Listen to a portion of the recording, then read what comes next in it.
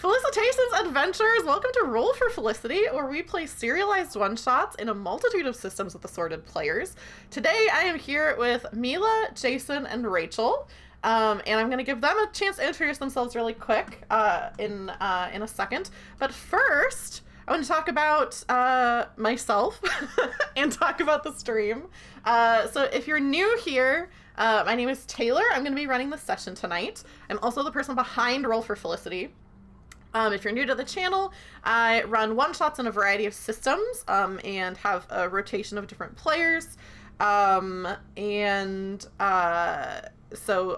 tonight I have, like I said, I have Jason and Rachel are returning players. Mila is new to the stream. I'm very excited to have them on. And then before we get started, I'm going to really quickly mention a couple of things about the stream.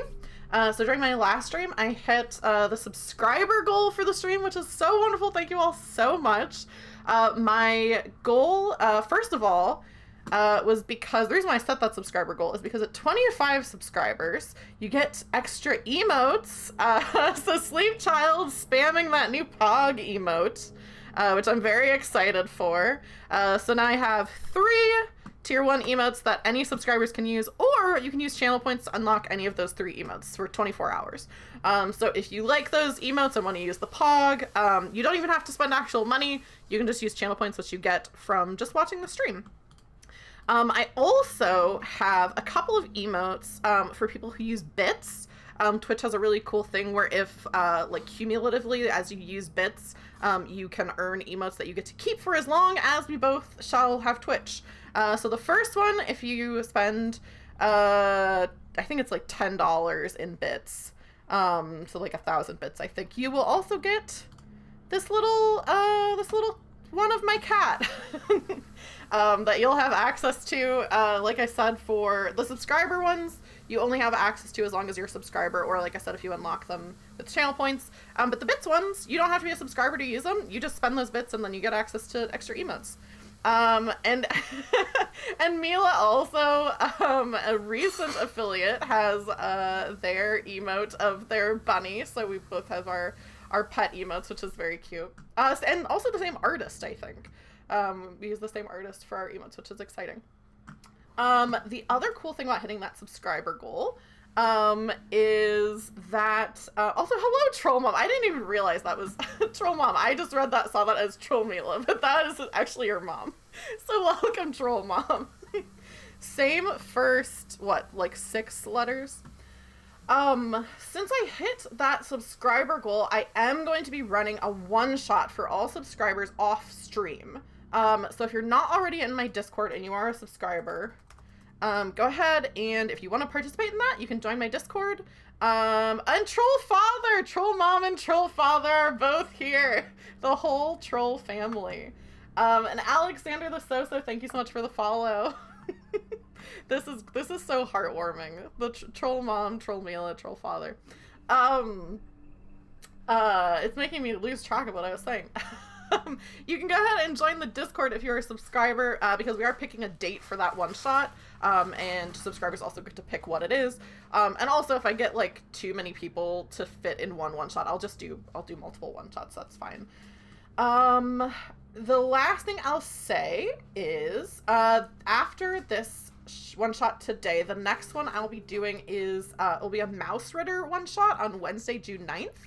Which will be the 3rd in a series. You may have mentioned at the top of the stream, I say I do serialized one-shots. So a lot of times I'll have like the same characters playing the same game. It's a self-enclosed story, but it's, you know, a continuation. So kind of like a short story featuring the same characters. I'm also starting off my first stream campaign on Sunday, June 13th with a character creation stream for Good Society. I'm putting campaign in quotes because it is probably going to be like maybe 5 streams total. But it is going to be my first one that's not all in one shot. I'm very excited for that. Good Society is a Jane Austen themed tabletop RPG. It's very fun. And then the last thing that I have coming up is Jason, who's here tonight, is going to get on a stream again at the end of June with a stream of Fiasco, which I'm very excited for. But that is enough out of me for now. I'm going to have each player introduce themselves for anyone who isn't familiar with them. who is, for everyone who isn't familiar with, you know, them as being a member of their family, for example. And I'm going to have them all answer the same question, which is, you can introduce yourself and then let us all know what your favorite piece of science fiction media is. Mine is Star Wars, which you might be able to tell because I do have a little Star Wars laser disc back here, and I don't think stream can see, but I'm wearing a necklace that says Jedi. So I got all Star Wars'd out.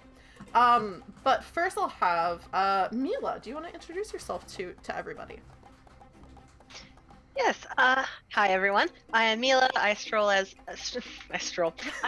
as Troll Mila.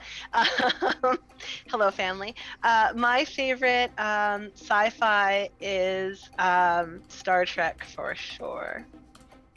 That's a great choice. And then Jason, do you want to introduce yourself to everybody? Hey, my name's Jason. My pronouns are he, him. And my favorite piece of science fiction media, I think, is just the 2016 film Arrival. Yeah. It's a really cool, good movie. Kind of slow. Didn't think I would like it, but it's awesome. So if you haven't seen it, you should watch it. Yeah, and Rachel, how about you? My name is Rachel, and my favorite piece of sci-fi media is Star Trek. Please do not be fooled by the Death Star on the wall behind me. Awesome. Awesome. I'm so excited. With that, I think I'll talk a little bit about the system and what we have planned for tonight. What we're playing tonight is Lasers and Feelings, which is a very, very simple tabletop RPG. So I'm not going to get in, I'm not going to describe all the rules at the top of the stream. I'll kind of bring it up as it goes along, but my bot just dropped in chat. If you want to play it for yourself or follow along with the rules, it's one page. It's a one-page RPG. You can click on that link and it'll take you over to Lasers and Feelings, which is available for free online if you want to play it or if you want to see what the rules are. One additional thing that we'll be adding tonight, as you can see on the overlay, is your tips can change the story. So for, I'm going to put this in chat as well. But you can use the Twitch currency of bits. Okay, my cat, Cece, is on my desk already. For 200 bits or $2, you can give a player plus 1d6 to a roll of their choice. For 500 bits, you can give all players plus 1d6 to a roll of their choice. Or for 1,000 bits, I will add a complication to the game. And like I said, you can use bits, or there is a link if you don't want to use the Twitch currency, you can it's just PayPal. If you do use bits, that does go towards earning that little cat emote, which you can celebrate my cat jumping on my desk all the time. All of the tips are split between the performers. So anything we tip is going towards the people who are guesting tonight. With that, I think we'll get into it if everyone's ready for some sci-fi adventure. Let me scroll to my opening. You three, the crew of the Raptor, have all been in space battles before, but nothing quite like this.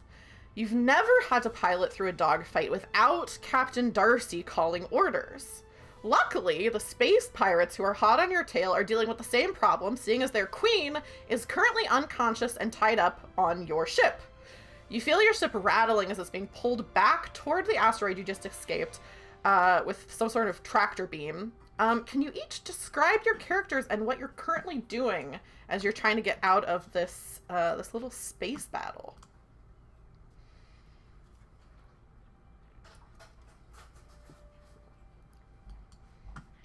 I'm playing as Moon, a little silver lemur type alien, quite small, but I do have thumbs. I'm probably trying to chat up the queen. I'm very big on feelings, so I'm trying to chat with them, you know, just be kind of nice, get them to like open up to me a little bit.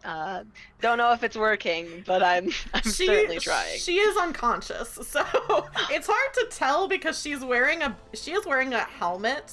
I think it serves as a space helmet, but it looks like like a bike helmet. It's like a yellow helmet with a visor over the front, so you can't see her face. So for all you know, she could be awake and ignoring you. I just assume she's ignoring me because I'm kind of used to that. I'm always trying to talk to people who don't want to talk to me, so I'm just kind of going on, just being like, I'm so sorry we took you, but you know, situation, circumstances, all that. Yeah. What about the other two of you? I am probably, so I am 5. I am an android and a scientist. And I am probably trying to frantically run some calculations to figure out if there's any way we can escape this tractor beam with the abilities of our ship. Yeah. Also, Rachel, your audio's like a little quiet. I don't know if you need to move your mic up. There. Let's try that. That is a little better, yeah. It wasn't quiet before it just started. Cool, yeah, so you're running these calculations trying to figure out what's going on. We will come back to that. Jason, what is your character doing? And if you want to describe them for everybody. Yeah, my name is Sergeant Brick Fireball. I'm the only soldier on this ship, so it's kind of important that I stay alive and am here to protect everyone. Right now, I'm just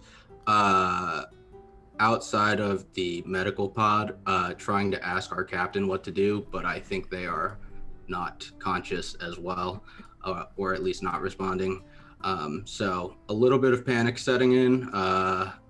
Yeah, just trying to think of what to do next. Yeah, so to set the stage a little bit more, because the three of you as characters, your characters would know kind of what's going on. The reason why you have this queen, this space pirate queen in your ship, is because Captain Darcy specifically took you on this mission to this asteroid to get this queen. She was Captain Darcy was like kind of vague about like the specifics of it, which I think is kind of weird. There's only 4 of you normally on this ship, and you're, I think, a pretty tight-knit group usually, so it's kind of strange that she was vague about it. It's up to you what you think why she was. It could be, you know, maybe in the past there have been sort of projects that you all have been on that have been on a need-to-know basis, so maybe Captain Darcy was allowed to know information that the 3 of you weren't. Or, you know, whatever else you think it might be. Maybe she was worried that you would be, you know, in danger if you knew things, or you would be too scared if you knew what was going on. But she was kind of not very clear about what was going on. And very shortly after getting on this asteroid and getting out of there with the space pirate, Captain Darcy went into the ship, locked herself into your only medical bay, and I think what she's talking to you right now, Brick, she's not being super responsive about the situation, but she's yelling through the medical bay doors to you and saying, I can feel there's something in my head. There's some sort of psychic presence. I heard about this before. People have talked about is something else. There's something else in my brain. I can't risk being exposed to all of you. And that's kind of what she's talking about as you're yelling through the medical bay doors. Oh, is there anything I can do? Do you need some like tea with honey? Will that help? She says, maybe. I mean, I can feel the ship shaking. Like what's going on out there? I think the space pirates have us in a tractor beam of some sort. Oh my god! Of course they have a tractor beam. Okay, I don't need anything right now. See if you can help everybody else. There's not that much I can do from in here, but I'll try to help you where I can. Thank you, Captain. 5. You're kind of trying to figure out what to do with, you know, you're running calculations. I think we'll do the first roll and have you do a lasers roll, which should be good for you. That's kind of your expertise. You just don't want to get a 6, I think. But anything below that is, and I'll say you are an expert on this. I don't think you're prepared. So you can roll 2d6. I got a 5 and a 3. Okay, so those are both successes. So You do what you set out to do and you do it well. There's no additional complications. So you're kind of trying to figure out what needs to be done. You are running calculations on what this tractor beam is, and I think what you're able to figure out is that it's something, you know, the asteroid that you were on used to be a mining facility before these space pirates kind of took over. So you think it's probably something that's fairly short range, if you can pull out of the range of this strong tractor beam, because it's not... What the pirates are using it for is not what it's meant to be used for. It's meant to be used for mining. It's not meant to be used to try to grab ships, like, from, you know, from, that are flying away. So that is some good news. You do know that. And I think, yeah, I'll let you decide what you want to do with that information, if there's anything you want to tell the rest of your crewmates. I think I am gonna yell over to Moon and be like, hey, like, can you accelerate us? I think if we can go faster, we'll be able to get out of range and it won't be able to stop us anymore, but we gotta speed up. Okie dokie. And I kind of like 4 hands just like jump over to it and just go. Cool. Full acceleration. I think this is going to be a lasers roll, which for you is not as good. You can only succeed if you get 1 or a 2, I believe. Is that right? Yeah. And I don't think you're prepared, and I don't think you're an expert, so I think this is just gonna be a single d6. I got a 2. Okay, well, that's good. Yep. Because that is your number, right? Yep. Yeah, so that's actually really good. So one of the mechanics for this game is if you roll... so all of the players just have one number, and they're either trying to roll above that number or below that number based on whether they're rolling lasers or whether they're rolling feelings. If you get your number exactly, you have laser feelings. You get a special insight into what's going on. And you can ask me a question, and I will answer you honestly. So you definitely succeed, although you barely manage it. So you hit the throttle and surge forward out of the way of this this tractor beam. I do think some parts of the ship are flying off behind you as you just hit the gas, hit the crystal or whatever. I don't know what's piloting what the fuel for this ship is. What is the question that you would like to ask me? What should I be on the lookout for? Yeah, I think you know probably. The main thing you should be on the lookout for is these pirates really are going to want their queen back. They're probably not going to be firing on your ship, because if they destroy the ship, they'll kill their queen. So that's one thing you know you should be looking out for. But also, I think you're kind of curious, maybe, as you're kind of looking around. I think just all paws on this lever or whatever it is, like leaning forward, getting the ship going. And as you're doing that, kind of looking around the ship, and you find yourself kind of curious about this pirate queen. Like, why is she on board? You can't really see anything about her because she has this helmet on. So you think maybe, you know, your tack of trying to talk to her might be good to find out what exactly the situation is. Cool. Yeah, Brick, I think you are kind of thrown off of your gate a little bit as you're talking to everyone else or walking back into whatever the rest of the situation is. You're not like thrown to the ground because you're, I think, a pretty strong guy.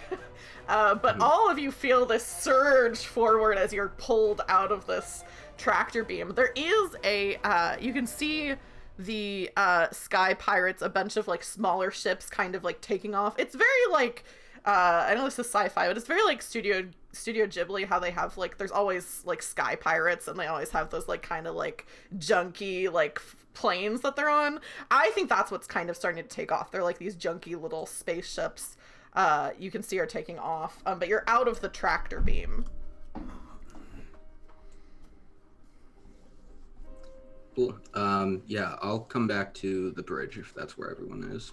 Yeah. I'm picturing this as like a pretty small ship, so there's probably just you have the medical bay, you have probably like the sleeping quarters with like a little whatever a bathroom would be. I know in Star Wars they're called freshers. I can't use that because it's Star Wars, but whatever weird name you all have for the bathroom, there's that. And then I think it's mostly like a control room. You don't really have like much weaponry on board, I don't think. You might have like a couple of like lasers, but you don't really have cannons or anything like that. So you kind of head back over to where everyone else is. Still tense, but you're flying out of range of these space pirates.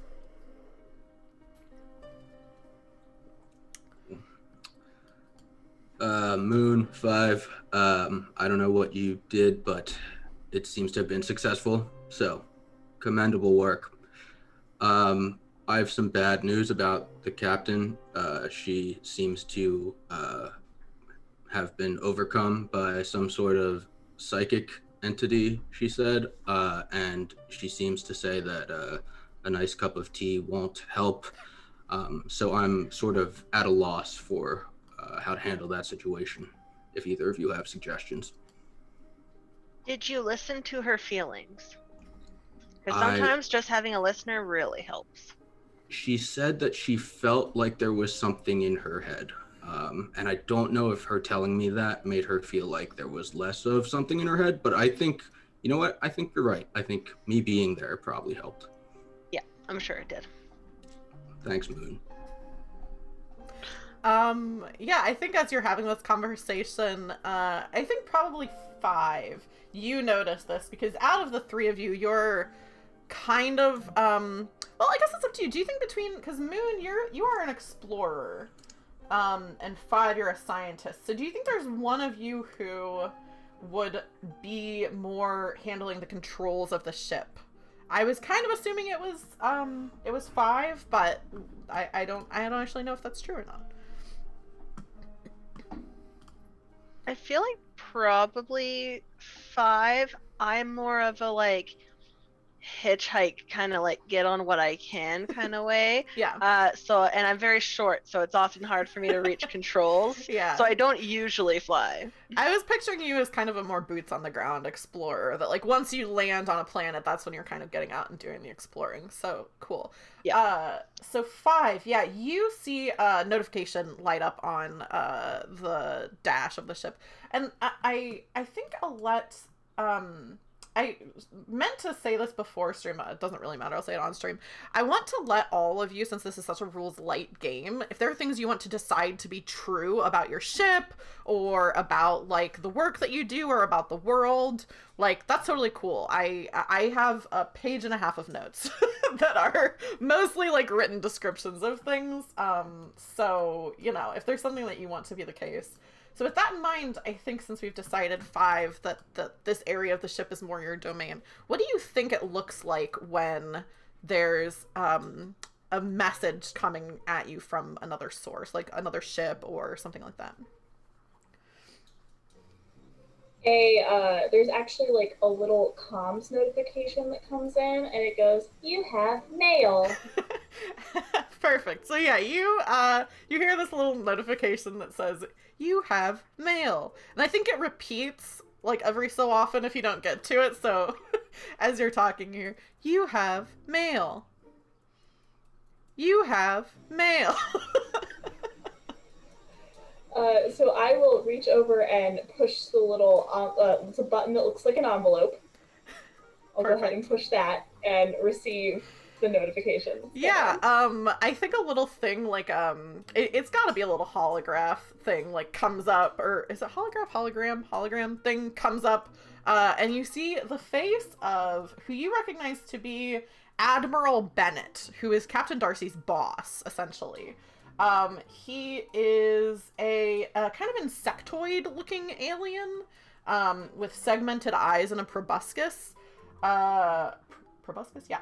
I think before we get into what he has to say, again, I kind of think it'd be fun if each of you define something about Admiral Bennett. So do any of you have ideas on like a distinguishing feature about Admiral Bennett, like his personality, or like so anything about him? I'd like to throw it over to you.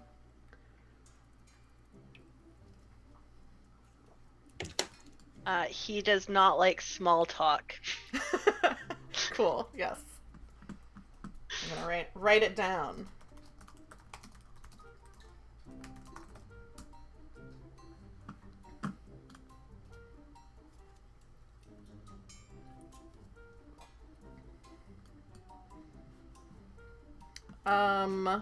I think if anyone else comes up with something that... Also, is Jason still here? Jason's frozen for me. Okay. Me as well. If you're talking, Jason, we can't hear you, and you're frozen. I think if anybody comes up with other things they want to be true about Admiral Bennett, just chime in. But I think this notification comes up. You see this kind of insectoid-looking alien. And for stream, cameras are going to be weird for 1 second while Jason reconnects. A downfall of Zoom. Yeah, his face pops up in this little hologram, and you all have these kind of universal translators. That's like one of the things that like is included in your starting gears. You have these essentially like cell phones with everything that you would need. So he pops up on the screen and he says, Raptor, crew of the Raptor, is everything all right? We got a notification at the Consortium that your ship had taken some damage. Is everything all right with the crew of the Raptor? Negative, Admiral. We have narrowly escaped some space pirates, and something does appear to be wrong with Captain Darcy. She has currently isolated herself in the medical bay, and we are unsure of what is going on.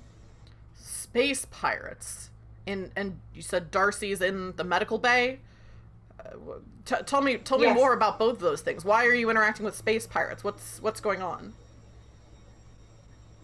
Captain Darcy took us out on a mission. We were not given very much information. It was kind of a need-to-know thing, Admiral. And we have captured the space pirate queen, and she is currently with us on our ship, though unconscious at this time.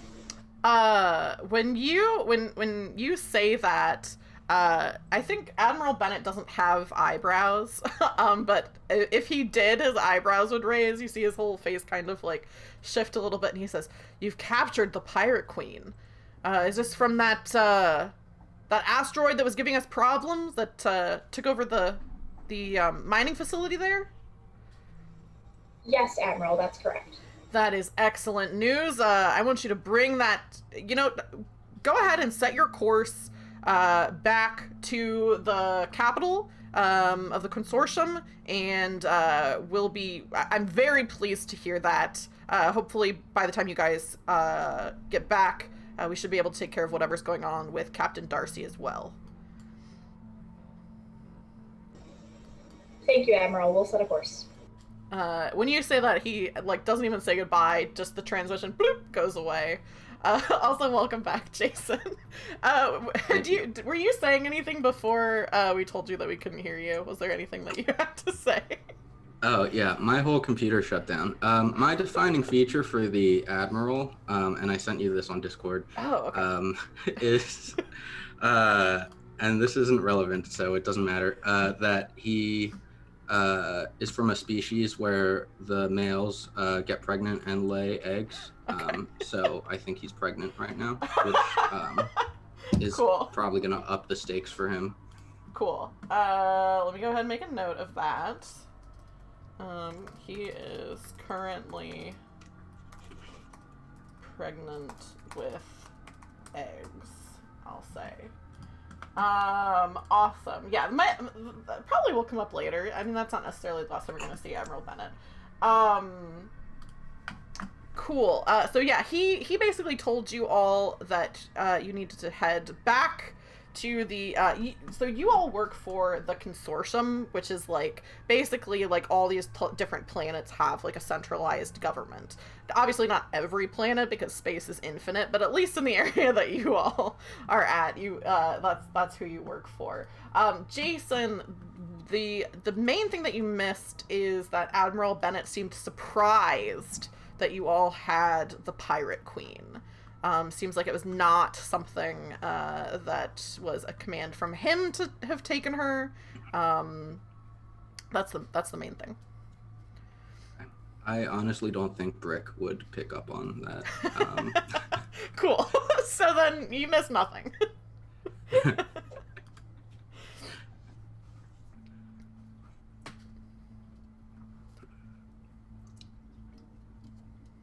So, wait, where did the Admiral say we're going next? Are you asking me or asking your crew? Asking my fellow crewmates. Okay, cool. Back to the Consortium. Ah. Great. Yeah. While you guys get that set in, do you mind if I go talk to the captain? Go for it. Cool. I'm gonna head over to the captain, or I guess outside the med bay. Yes. Yeah. Yeah, as close as I can get. Yeah. What are you doing when you get to the med bay? Because I think maybe there's a little viewing, like there's like a viewing thing there that is closed right now. Like Captain Darcy has like not only shut the door but like closed off the window. So when you go over there, she's not. It's not like she can see you approaching or anything like that. I'm gonna head over and just kind of be a little bit slower. I kind of want to see. I've traveled around quite a bit. I've met quite a bit of different people.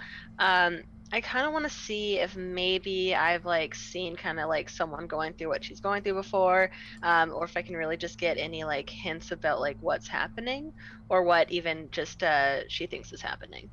Yeah. Yeah, I think, are you trying to see if you know off the top of your head anything like this, like anything like this happening before you talk to her? Yeah.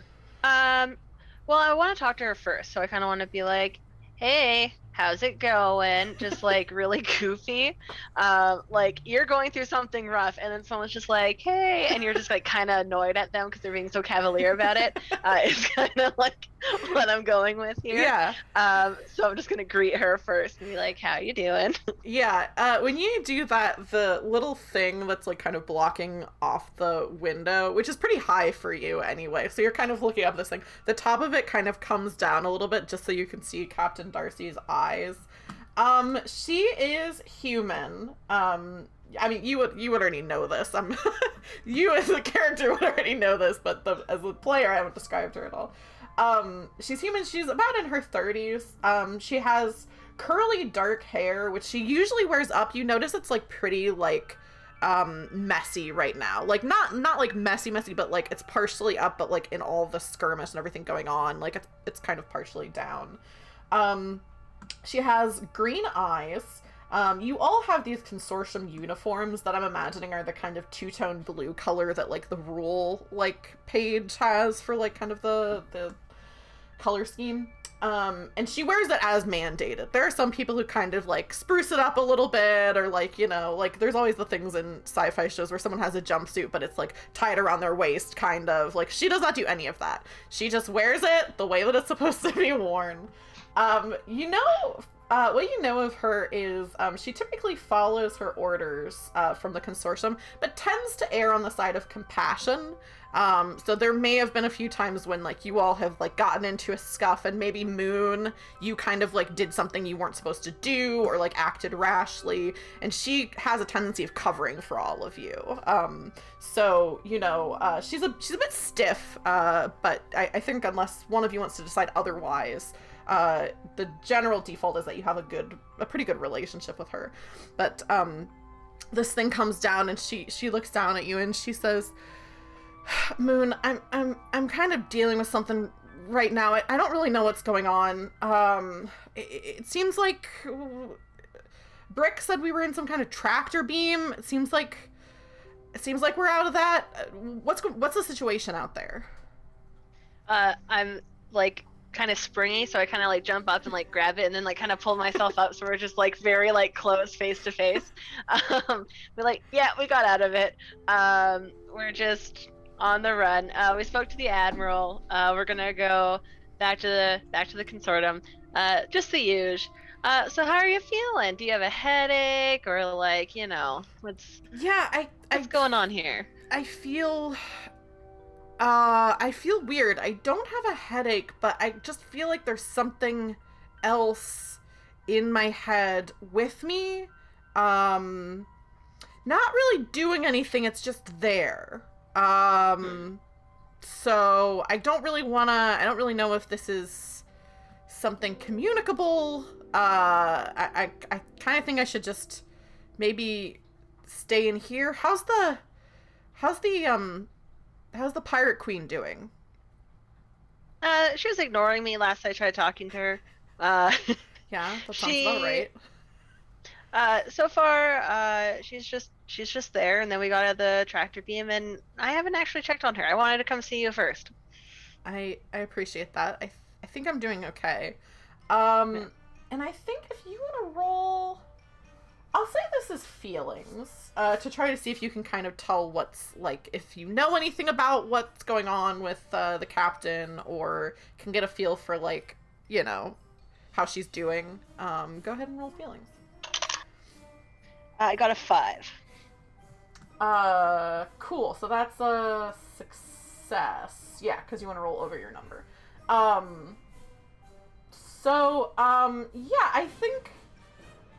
I'm trying to decide. I think you are prepared for this, so go ahead and roll another d6, since this is somebody that you know pretty well. Just to see if you bump that up to a double success. Got a 3. Okay. That's still a success, I think, right? Because your number is a 2. Yeah. So yeah, that's a full success. The thing that you notice is, normally she's very composed, even when you're in kind of a tough situation. She seems not composed right now. It's not like she's crying or something, but, like, she seems very, like, unsure of what to do with herself. You can tell she's, like, pretty nervous. You also, I think, noticed that, like, she asked how the pirate queen was doing in, like, a concerned way, like, as you would be concerned for, like, a person's well-being, not, like, quarry or something like that, where it's like, oh, do we have this person secured or whatever. Like, she seemed to be asking about the pirate queen's just, like, well-being, which, I mean, maybe Moon would think is normal because Moon is a very feelings person, but, like, also, I think maybe notable is what to get with that. I feel like I notice it not because I think it's weird, but just because it seems different for her. I would just notice that more. Yeah. Okay, I'm gonna be like, I can go check on her now if you'd like. Yeah, I think that would be good. I'm just kind of stuck in here. I'll let you know if anything happens. Like I said, I'm not like hearing, like, a communication that's telling me anything. Like, I just feel like there's something else in my head, like somebody else. I don't know, just somebody else in my thoughts. But I think you should go check on her. Okay. And I say, okay, if you need me, you can just send me a message on our fun communicator thing. I'll be right over if you need me. I'm always here for you. And then I'm gonna let go and, like, kind of fall back to the ground, and I'll head over to where the queen is. Yeah, you fall to the ground, and the little visor thing, like, goes back up. And I think before that she does hold up her communicator, so you can see that any of you, if you need to, can communicate with her. You don't have to, like, pound on the med bay doors. But yeah, you head over to the pirate queen. You can see, I think the pirate queen is in the same room that all three of you are in, kind of the main, like, nav room of the ship. She was, like, kind of slumped over. You have her in probably space handcuffs, I'm assuming. And if you don't, like, if you're playing a fantasy game or a sci-fi game, all you have to do is reference something that already exists and then just put either space or fantasy before it, and then you're prepped. And yeah, like I said before, she was kind of slumped over, her hands, behind her back, and she had this helmet on. She seems to be stirring, which maybe the other two of you have noticed as Moon comes back in. Seems like she's coming too.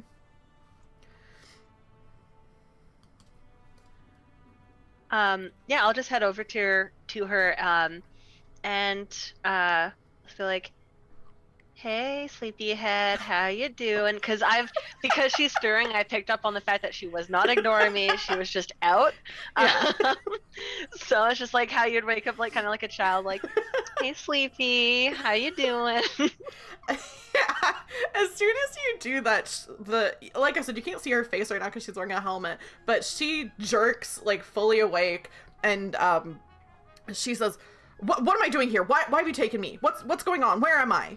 Immediately, like, aggressive, like struggling against her handcuffs. 0 to 100.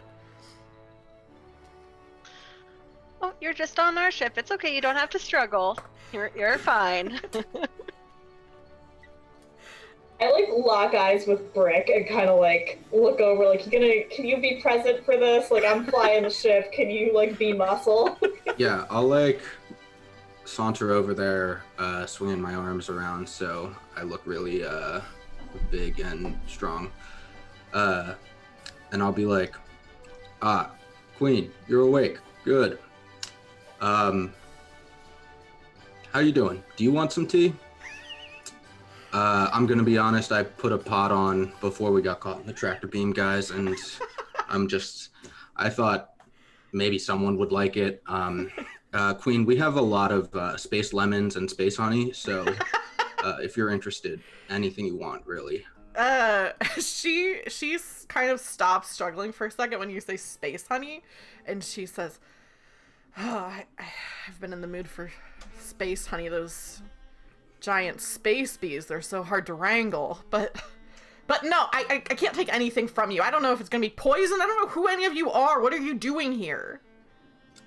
So not only is this tea not going to be poisoned, but the space honey, it comes from humanely raised space bees. So you can rest assured that this is good to drink.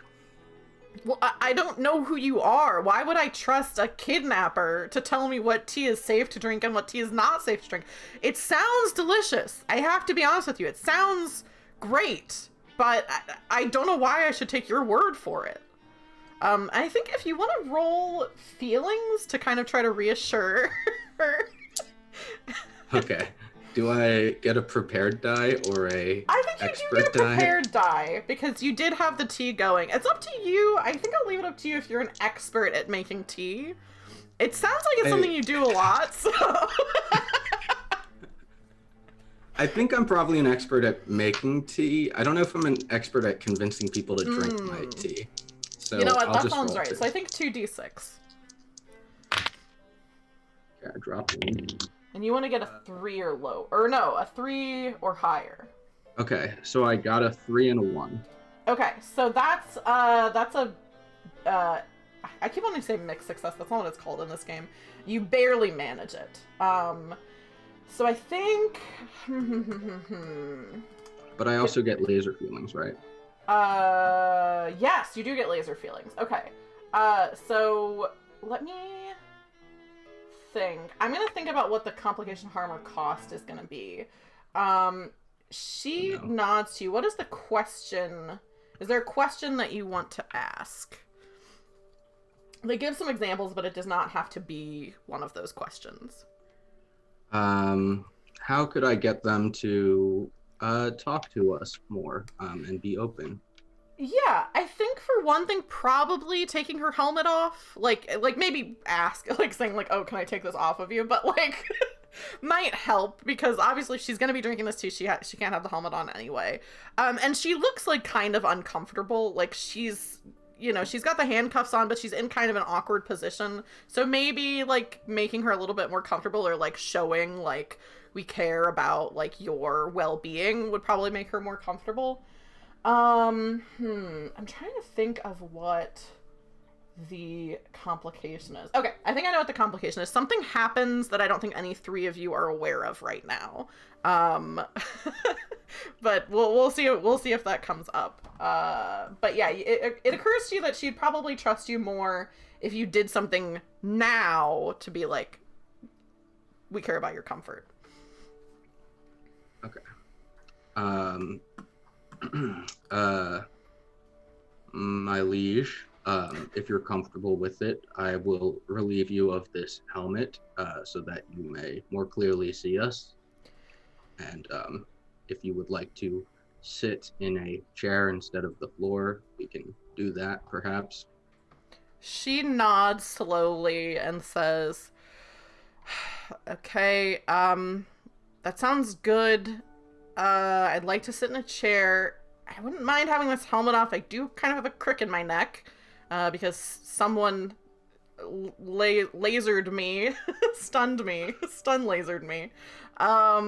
But yeah, as long as you don't take my helmet away somewhere else, you know, I'd like to have the option to have it back on. Of course, yes. We'll leave it right in front of you. And I'll go to take the helmet off. Cool. Yeah, you take her helmet off. You can, and she kind of, I think with some assistance, because it's hard to stand up with your hands behind your back. So with some assistance, she stands up. And you see she's tall. She's pretty muscular. As you take her helmet off, you see she has a shaved head. And you already would have seen this, but she has a red jumpsuit that she's wearing underneath some patched together metal armor. And as you take her helmet off, you do notice, I think you notice this because you are taking the helmet off of her, Brick. She has the same colored green eyes as the captain. Okay. And the captain always had these colored eyes? It's not like a new... Yeah.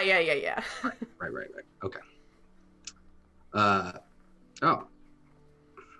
Leech, you have very noticeable eyes.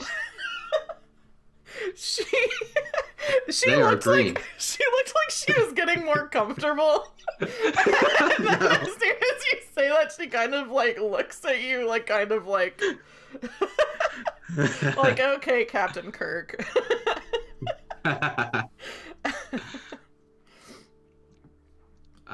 Yes. If you'd like to take a seat in one of these chairs we have on the bridge. 5. Which of these chairs would be good for our queen here to sit in? You can put her in one of the jump seats over there on the right that are kind of out of the way. Okay, great. I'll do that. And if you still have a crick in your neck, Moon is actually, they're a licensed chiropractor, so they can climb up and fix that for you. Just say the word. I'm there. Yeah, I think the pirate, I don't know how she would react to that. I think she's like, it's just a combination of like things that are putting her at ease immediately followed by things that are putting her not at ease. So she's like, okay, I'm getting more comfortable. Okay, this guy said something about my eyes that's like kind of weird. Okay, they're sitting me down in this nice chair. My helmet's by me. Okay, and now a monkey is offering to give me a massage. So she looks over at you, Moon, and she says, I appreciate the offer. I think I'm going to hold off for right now, seeing as I am a prisoner.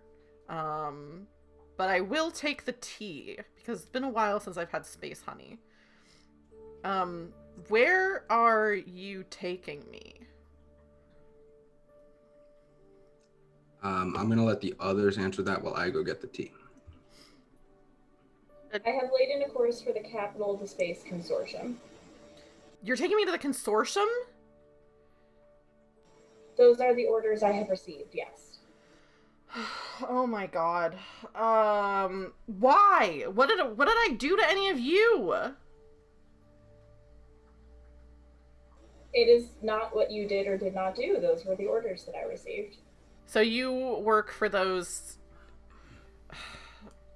I should have guessed. I should have realized you're all wearing the blue, the Consortium blue. Okay, if you take me back to the asteroid, we can pay you. I'm sure the rest of the pirates, we can scrape something together. This is really bad. This is really bad. I can't go there. I need to be back on that asteroid. It is not your needs that I am concerned with at this time. I have received orders from the captain and the admiral, and I will be carrying out those orders. She says the captain. You're talking about Darcy, right? Why do you know the name of the captain? I feel like now that I know you're taking me to the consortium, I thought this was some sort of, like, intervention. I thought this was some, like, thing that Darcy was doing. But if you're taking me to the consortium, like, I'm not saying another word to any of you. Like, this is way worse than I thought. I thought Darcy was just gonna, you know, try to talk me out of being this, you know. I can't say anymore. I can't explain what I thought was happening because now I know that you're the bad guys.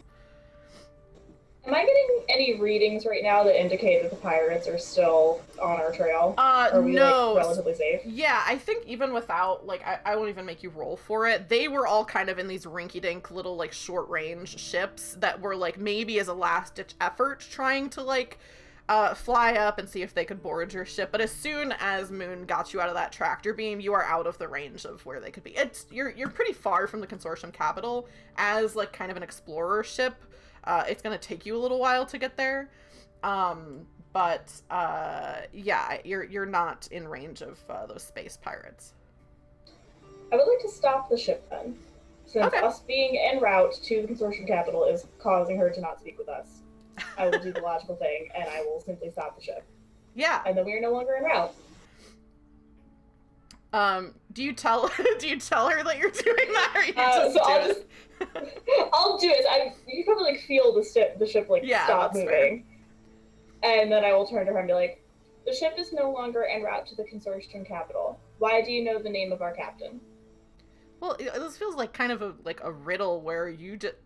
I'm still in handcuffs. Like, I feel like as soon as I tell you, you're just gonna push that green button there and we're just gonna go right back towards the consortium. The captain's orders were to capture you. Mm-hmm. It was the admiral's orders to bring you to the capital.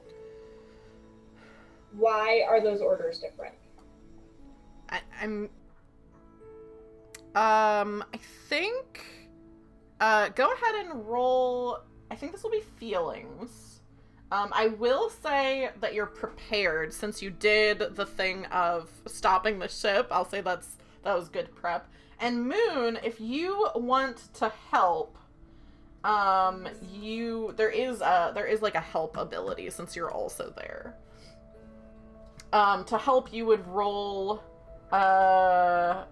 You would say, like, whatever you're doing to try to help, and then make a roll. And if you succeed, then 5 would get another d6. Okay, perfect. One thing I've been doing is just really, like, listening to her and kind of trying to see, like, is she manipulating us? Like, she seems actually distressed. Like, I've just been, like, staring, like, uncomfortably so, but just I'm just there as a monkey, just, like, just watching her through the entire thing. Cool. Go ahead and roll 2d6, because I'll say you are an expert at this, since you are often, like, trying to see what people are thinking and feeling. So you can roll 2d6, and if you get at least one success, then you'll be able to help 5 out. I got a 4 and a 5. Okay. So that is success. So then, yeah, you'll be able to roll 3d6 5 to try to get the information you want. It is a feelings roll. So which means I have to get a 6. Yeah, or a 5. If you get your number, that's also a success. A 3, a 2, and a 6. Good. So you succeed. You barely manage it. Let me think. I think here's what happens. you hit, you stop, you say this thing. Moon, you're watching very intently. I think Moon, this person seems sincere to you. Like, she's obviously hiding things, but she's like telling you, like, I can't tell you this because you're like bad, you're doing something I don't want you to do. So I think you both feel that. The complication is you hear something from the -5. What was it? One new message? What was the alert? You've got mail. Yeah, you hear that sound of you've got mail come up on the dash.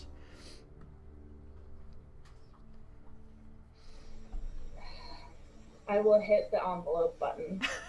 Cool. You hit the envelope button, and Admiral Bennett's face comes up again and says, attention, Raptor crew.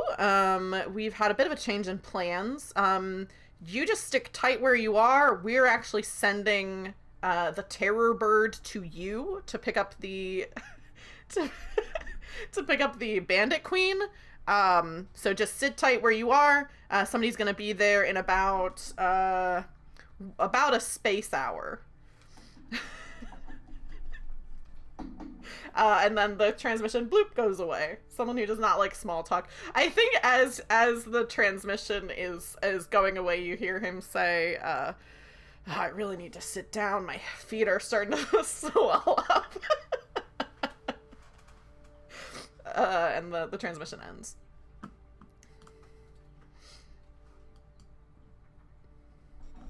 It would appear that we are now on a timetable.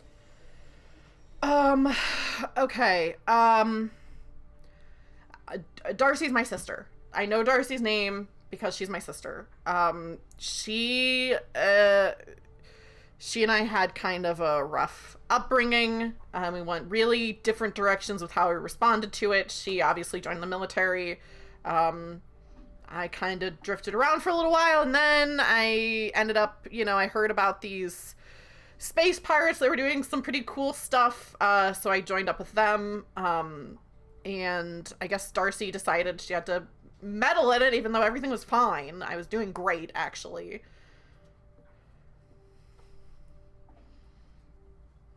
It's hard. Growing up is hard, especially when you have, difficult upbringings.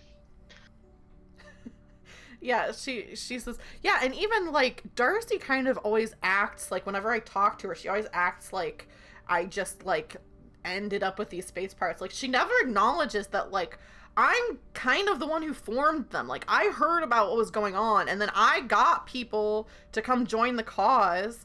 And Darcy always acts like I just, like, kind of am, like, being taken advantage of, or I've fallen in with the wrong crowd. But, like, I feel like Darcy's, like, fallen in with the wrong crowd and is, like, being taken advantage of. But I'm not kidnapping her. I trust her. I take it you're the younger sibling. We're twins. Oh. I understand. Yeah, is Moon a twin? Or Moon just understands no. a lot of things? No.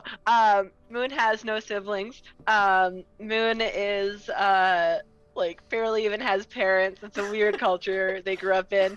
But they've just met a weird amount of twins, and they're like, sometimes it goes this way, sometimes it goes the other. It is what it is. Yeah. I understand. Android 6 and I often do not get along. Though we were created at the same time, they decided to become a botanist. I do not understand this. Well, yeah, what magic, or not magic, science magic, same thing. What science, 6 is a botanist. What type of scientist is 5? 5 is a physicist. Oh, okay. I was really kind of, which this is basically what you said, but I was hoping that you were just going to say, like, space scientist, which is kind of... We can, you know what? We're retconning. I'm a space scientist. Perfect.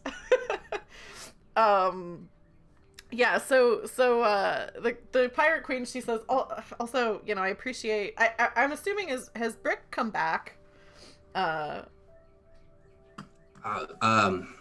My queen, I'm sorry it took so long to bring the tea out. The ship stopped suddenly and I dropped the teacup and it shattered all over the floor, so I had to go back.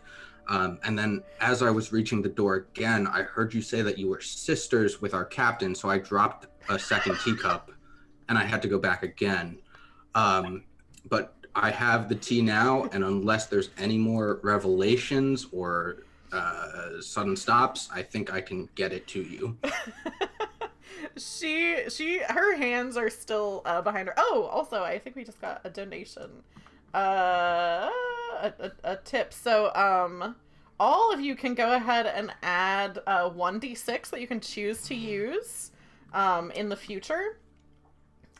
Oh, actually, no. It's Canadian, so it actually is $10. I was like, this is such an odd amount because PayPal did the transaction, but it is actually $10. So I'm gonna roll because I am unfortunately Canadian. I'm gonna roll because that will be then a complication. So I forgot I actually do need D6 because I need it for this. So thank you so much, Trollfather, for the tip.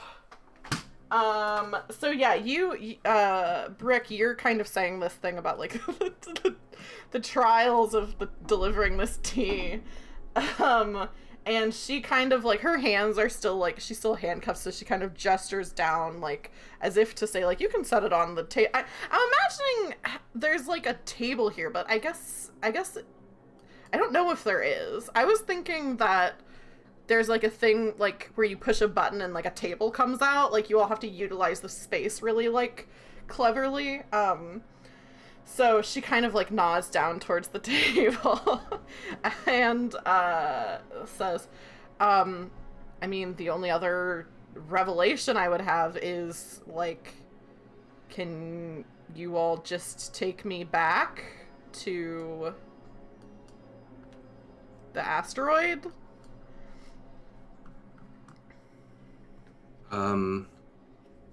Maybe. And I set the tea down.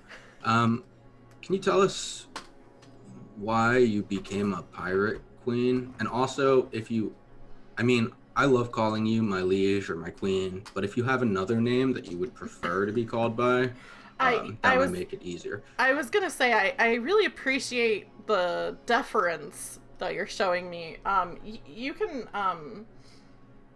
call me Dylan. That's my name.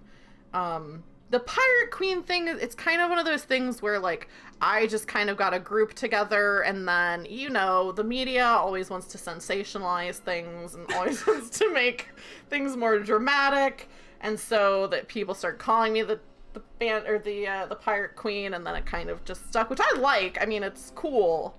But you know, yeah, you can just call me Dylan. Let me really quick roll because Trollfather just tipped another $10. So so many complications. There's gonna be 2 complications. Cool. Okay, so one thing. Okay, the 2 I think most fun things happen. So one thing is, you hear kind of a thud come from the medical bay, and immediately Dylan kind of like sits up and says, I think something just happened to Darcy. And then something else happens that that you'll find out soon. But there's no possible way that you would be able to detect that this is happening right now. But it is very funny. So you hear a thump from the medical bay. That's like the main thing that is noticeable to you right now. Someone should go check on the captain. I'm gonna scramble over, and again, like, kind of hold myself up and like knock on like the little divider with my little paw. Be like, Captain. Yeah, there's no response this time from the captain.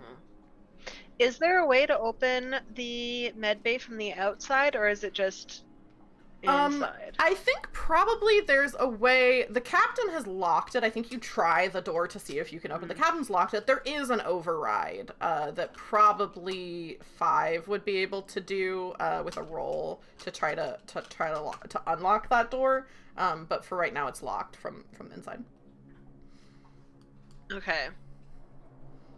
I'm gonna color 5. I can't get the door open, and the captain's not responding.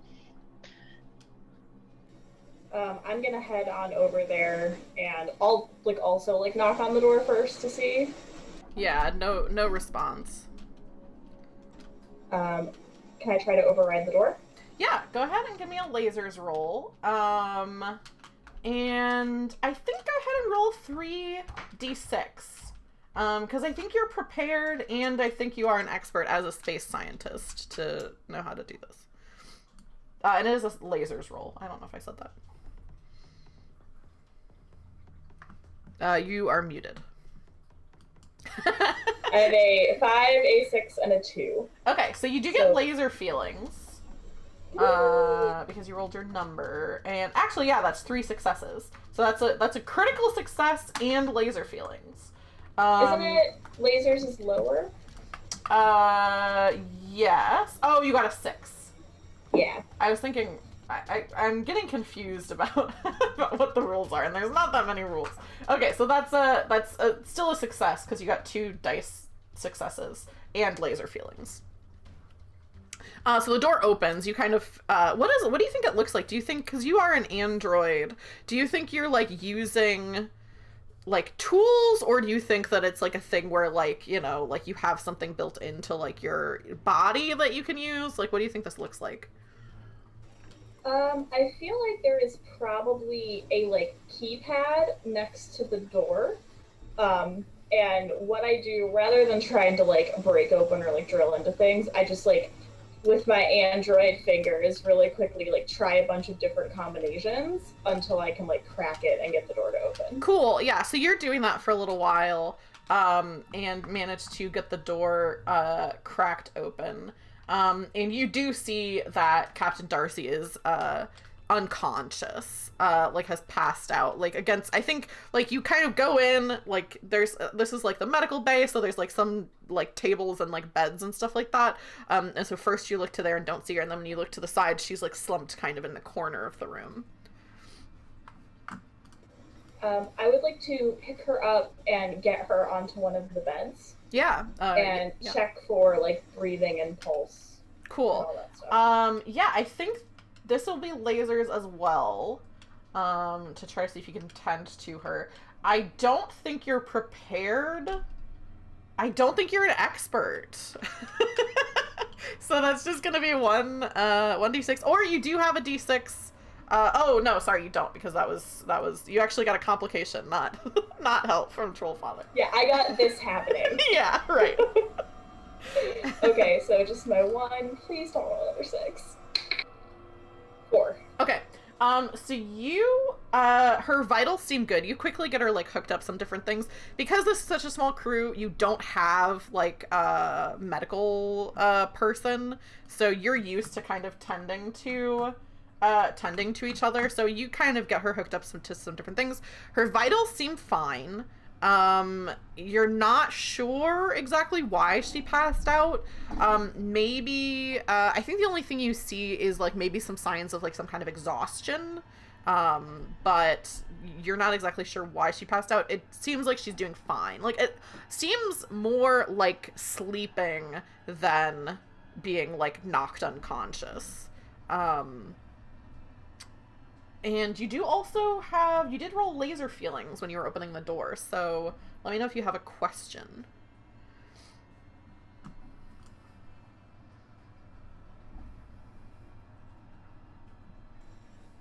I thought I had one, but you kind of already answered it.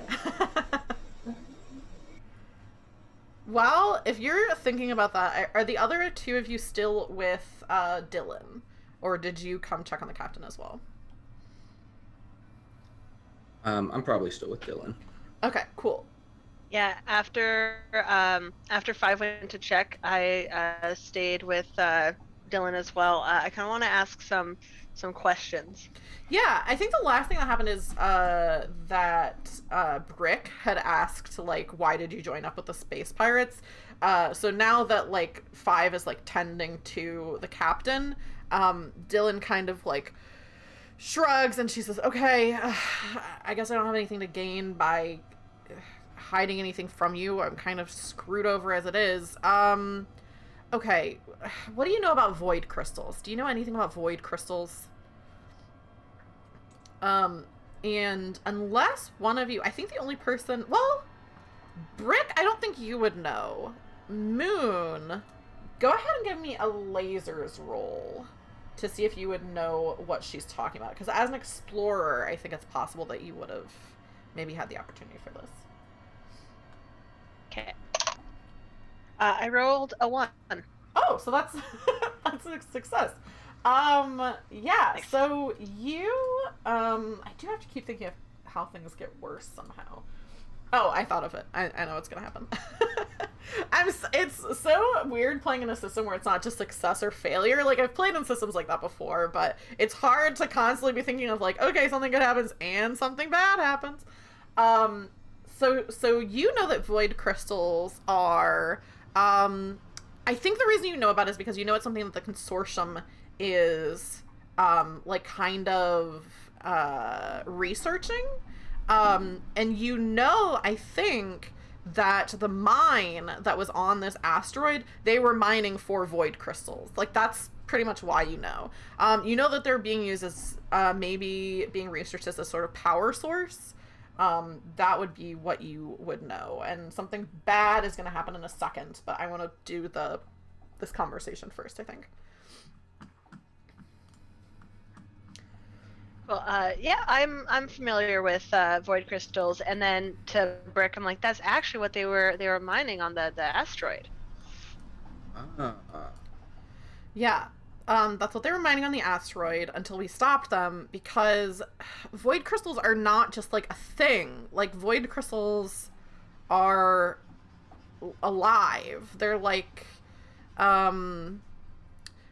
they can communicate, like, telepathically. Like, that's how I found out about them, because, well, you know, people always talk about twins having, like, kind of a connection. So I think the crystals reached out to me because I already had some kind of, I don't know, telepathic kind of thing. Like, I've always kind of been able to tell when Darcy's in trouble, and she's always been able to tell when I'm in trouble. And I knew that there was something on this asteroid that was in trouble, and then I got there, and the Consortium was mining these crystals, but they're alive, and they didn't believe me when I told them. So then I went around and, like, got some people together, and we got them out of there. You know, all I had to do was tell, you know, some of my friends and say, like, hey, you know, the Consortium is you know, killing this thing that lives in this asteroid, and so we got them out of here. And that's why I need to go back. Like, I can't go to the Consortium, because if I go to the Consortium, then they're gonna take out the rest of this asteroid. That is fair. You should be respecting life. I am curious, just because I picked up on something that you said. Do you feel like the captain's in danger now? No, I mean, I heard the thump. I know she was. Why?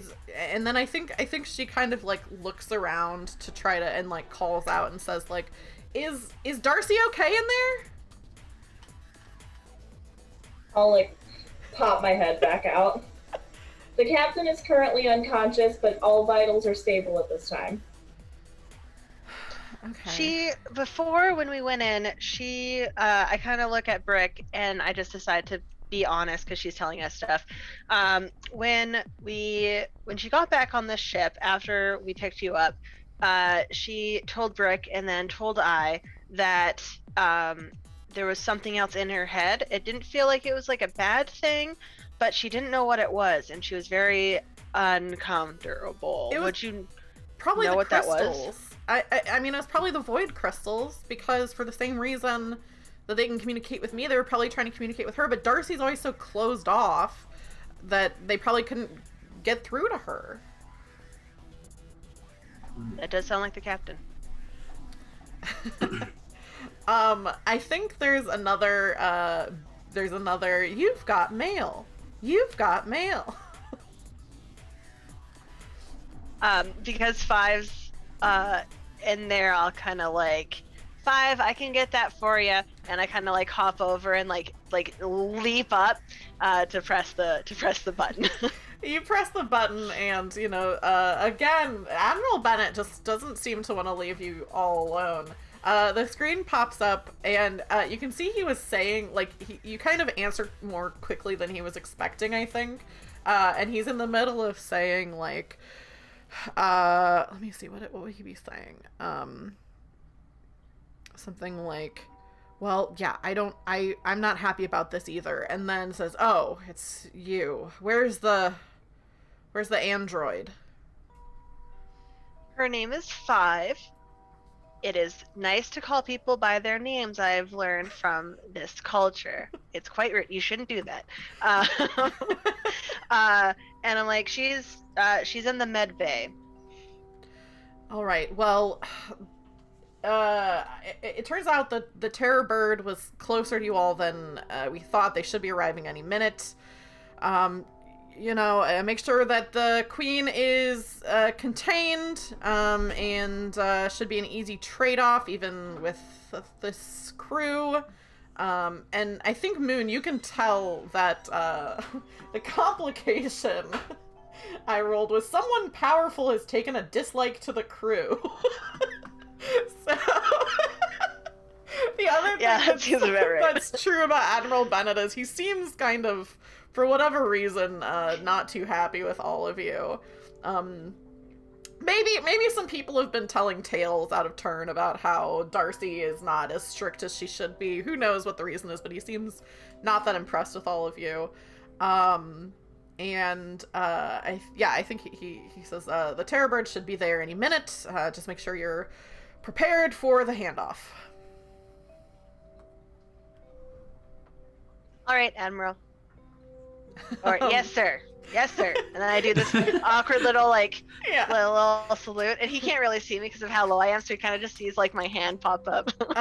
You know that like when this type of alien that he is irritated, their proboscis kind of like downturns. I imagine kind of like when Kermit the Frog does that thing where his whole face is like kind of crunch, like when he's like, "Arr!" That's kind of what it's like with the proboscis. So you can tell that like he's not very happy. They just said like, "Okay, Admiral," and then said, "Yes, sir," and the message goes away. I don't think he's pleased with me. Yeah, 5. You did a great job. Yeah. Thank you, Brick. I appreciate that. Yeah. 5, before I forget, did you come up with what you want your question to be? I wanted to ask, does it look like the captain did anything in the med bay? Like, are things moved around? Was the captain trying to do anything before she passed out? Yeah, that'd be interesting. Yeah, I think, it looks like she drew some of her blood, and has it, like, hooked up to some sort of, like, scanner thing that she was trying to get a blood sample.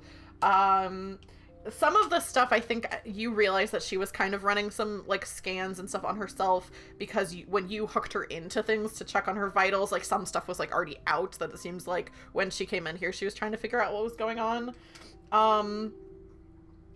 You have to have a cliche. Anytime there's some sort of, like, sci-fi thing, there's always got to be some sort of cliche, like, voice memo that exists. So I think the answer to the question is, you see a little, like maybe on the table in the room, there's, like, a little, like, recorder, like, recording device, and you, when you play it, it's the captain, and she's saying, okay, my vitals seem fine. I'm running a blood sample, but I don't think there's anything in my blood. It just feels like there's something trying to communicate with me, and I'm fighting it off as much as I can. And it just feels like something wants to talk to me, and I just don't want to talk to it, and is kind of like narrating, like, and then it's cut in with like other like medical things. And then you hear her say like, oh, my head is pounding, and and then you hear a thud, as it seems like she just wore herself out trying to block this thing out of her mind. Okay, if she seems stable, I want to go ahead and head back out to the bridge and find out what's been going on. Yeah, I think Dylan is freaking out, because, like, she heard that message of, like, this other ship is gonna be here any minute. So she's, like, kind of freaking out. What are the rest of the three of you doing? I'm gonna turn to the other members of the crew and say, I don't feel good about this. I'm a little bit worried about the difference between our commands. I don't know if this is really what our captain really wanted us to be doing. It feels a little bit weird that they were so close and that they're sending out that particular ship. I just feel bad about this, and we can't even talk to the captain, which, you know, I would be much more comfortable if she was here to captain us. Do we know anything? They call it the Terror? What was The name of Terror it? Bird, yeah, I'll put it in. The Terror Bird. Do we know anything about that? Yes, so here's what I was going to say. I think I'm going to do another thing where the thing... I'll tell you what you know for sure, and I'll let each of you decide something about the Terror Bird, or, you know, about its reputation. So, you know that Admiral Bennett is the captain of the Terror Bird?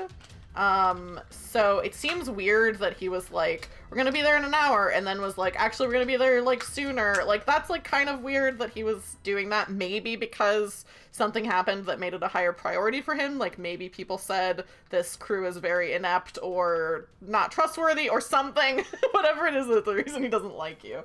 He's coming sooner than he said. You know, it's about the size of a cruise ship, which I think, your ship is considerably smaller than that. And you know that when the Terror Bird enters a space battle, enemy ships are known sometimes to immediately retreat. Like, this is like kind of a heavy hitter. And then I think I'll let each of you decide something else that's true about the Terror Bird. Which is harder to say than I thought it was going to be when I named the ship. You guys, my dad, Lieutenant Rick Fireball, works on that ship, and he's really strict. He's really scary, you guys. I know I seem scary, but he is just so much scarier. I love that. So you not only have Admiral Bennett to worry about, but also Brick's... Oh, I gave you another Brick's villain, father. right? Cool.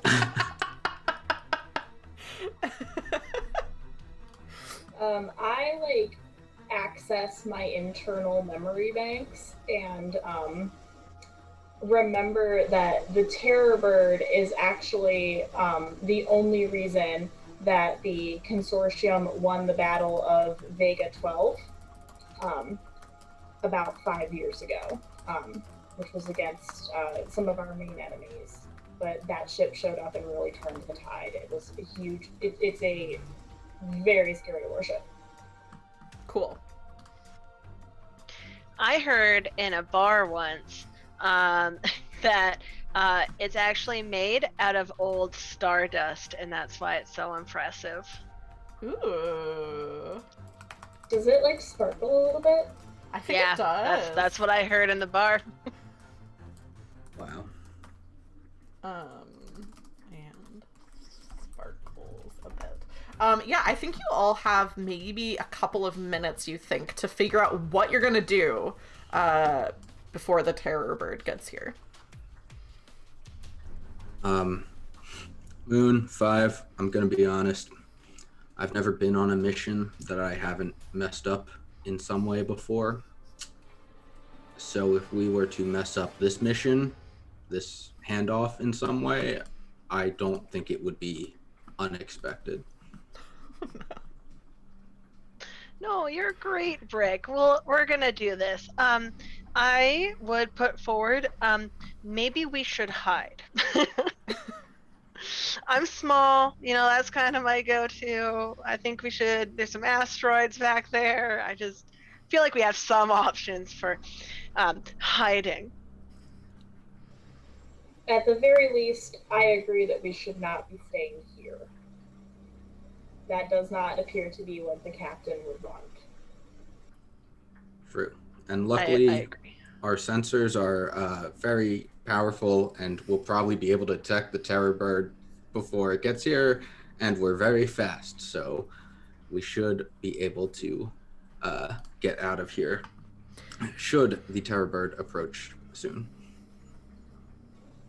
I want to go ahead and hop back on the little navigational thing, and I want to look for what Moon suggested, maybe an asteroid or a moon or something that we can use to kind of hide ourselves from the terror bird. Yeah, you're not too far from the asteroid that you picked the Pirate Queen from. I think there's maybe a series of asteroids there, but you're not too far away from that, especially with how fast you are. You could probably head over that direction. The terror bird is fast, and I think the reason why it's able to get here so quickly is because it has a hyperspace kind of jump thing, which you all don't have because of the nature of your ship.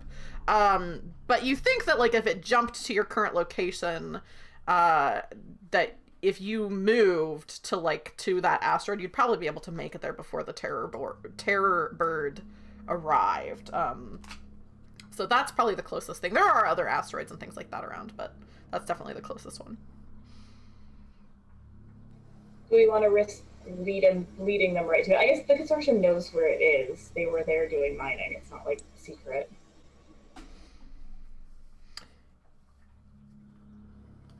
Yeah, I think they would know. It was an old mining thing. I think they're probably aware that it was, taken over. I'd say we go and hide in there. I think that would be fine. Probably, I think Dylan speaks up and says, if you let me out of these handcuffs, I could probably open up a line of communication with the rest of the pirates. Probably let you in, help me out.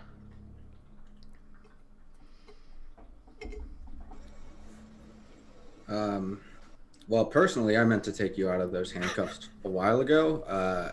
After I brought you the tea, I see you haven't drank it, so it's gotten quite cold. 3 cups of wasted hot tea. I'm gonna uncuff you now. Are you comfortable drinking cold tea? I like iced tea, but this isn't really iced tea. I hate to be a bother. I like cold tea. I just poke up. I'll drink it. Thank you, Moon. I give the tea to Moon. Moon 5, I'm also just gonna take her out of the handcuffs and then go get more tea. I don't know how long I'll be. Jason, you just keep taking yourself out of this team. I have no idea how long I'll be. You can't spell team without tea. Oh my god. That is the fireball motto. Your whole family. Your very strict father. Wonderful. Yeah, I think, yeah, a Brick, you go off to make some more tea. I'm assuming 5 that you're kind of setting a course back over to the asteroid. And Moon, you're drinking tea? Is there anything else that you'd like to be doing? I'm drinking tea and just loudly slurping. And I'm keeping an eye on I don't fully like I'm very trusting, and I don't think she's going to do anything, but I have heard stories about pirates doing not so nice things, so I am kind of like just keeping an eye on her. Like, I'm trying to learn, you know, not be overly trusting, but I'm just kind of like, okay, just drinking tea beside her. As soon as she's unhandcuffed, she kind of like massages her wrists a little bit, hops up, and goes over to you five, and kind of looking at the controls and says, sorry, I'm not really familiar with this ship. How do I send a transmission? What buttons do I need to push to open up a transmission to someone?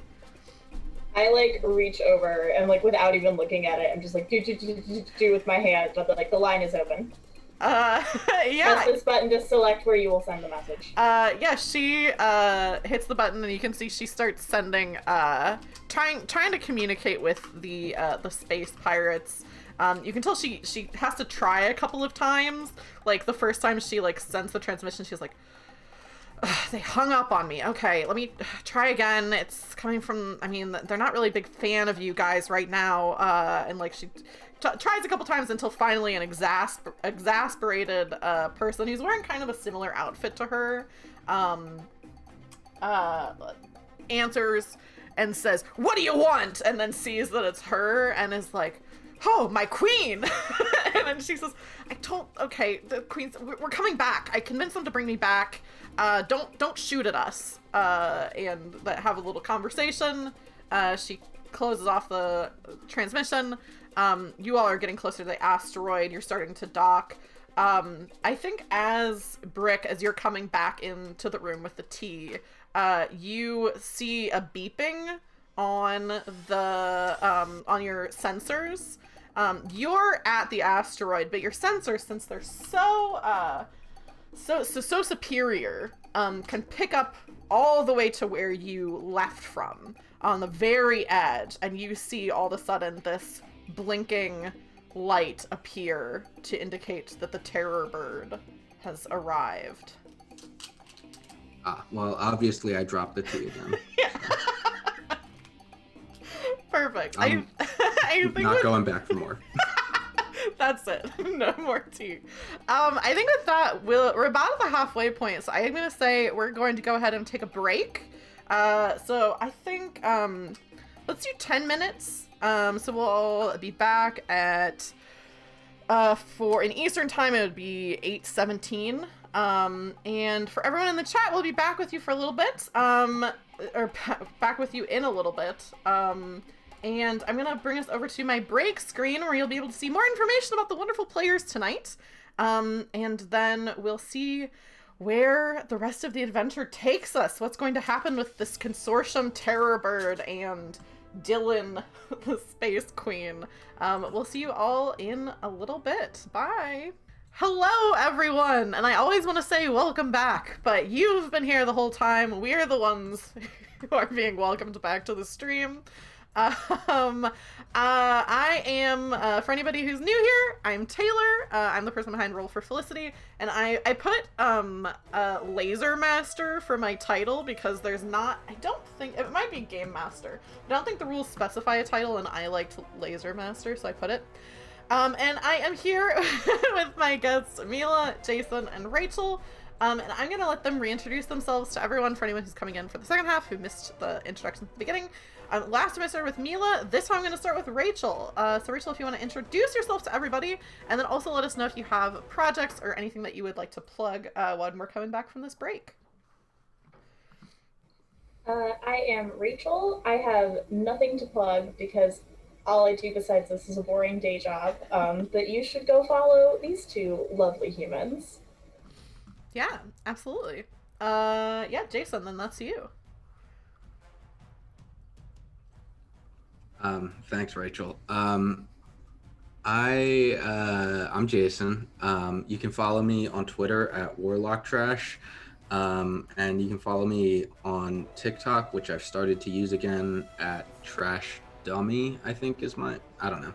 Oh, yeah. But that doesn't matter. And then the main thing I'll plug is that College Humor has a game show called Actually, and they are releasing a home version of that game on Kickstarter. It's a really cool show. College Humor is basically how Taylor and I met, because we're both fans of them.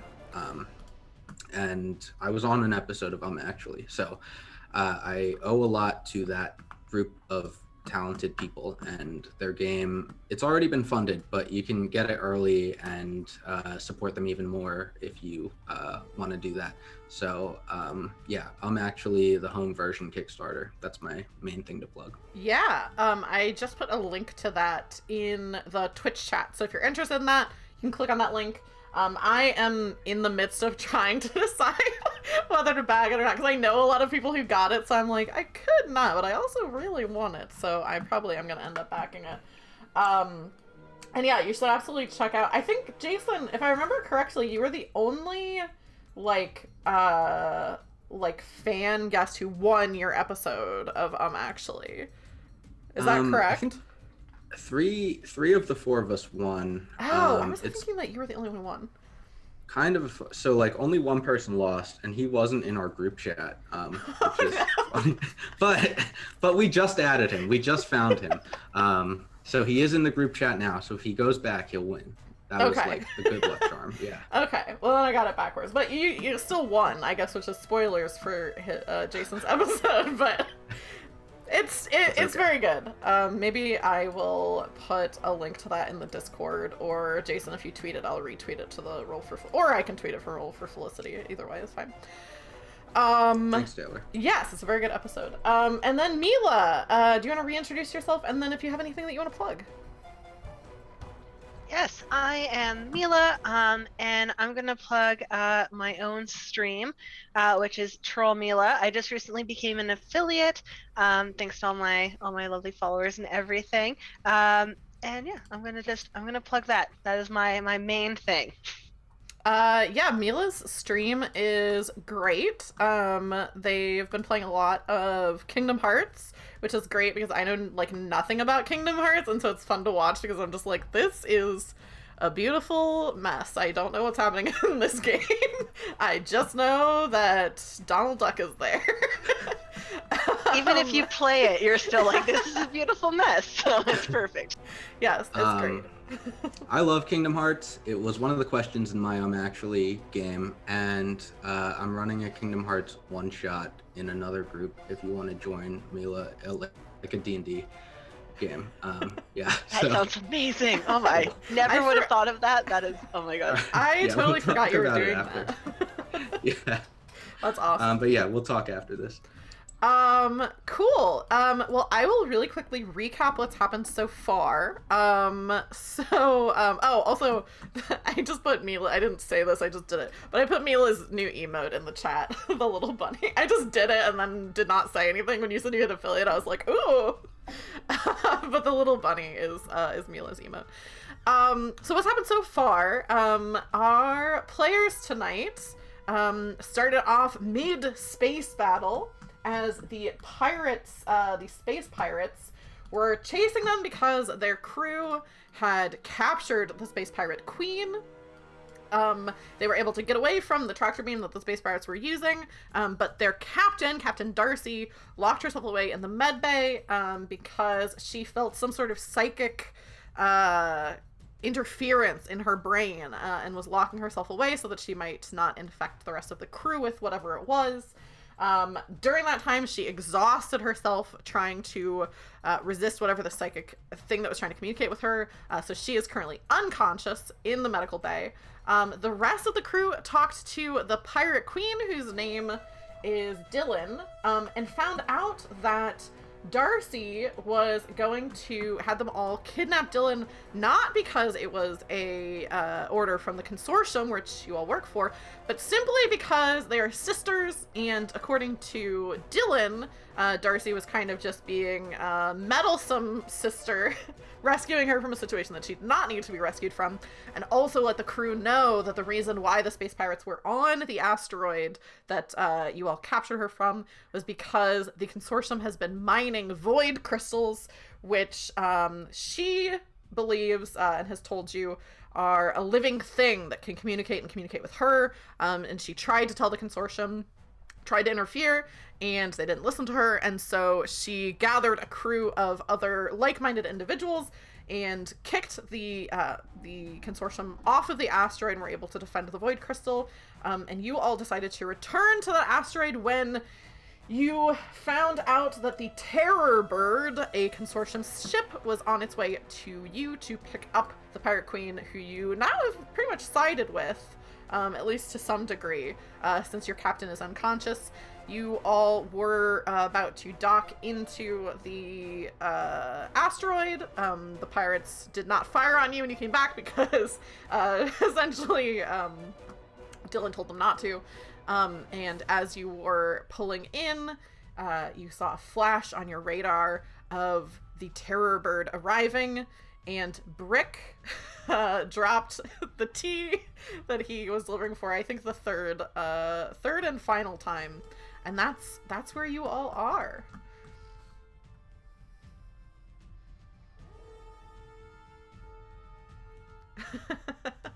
A lot to take in. We all just made thinking faces at the same time. Like almost at the same time, you all just went.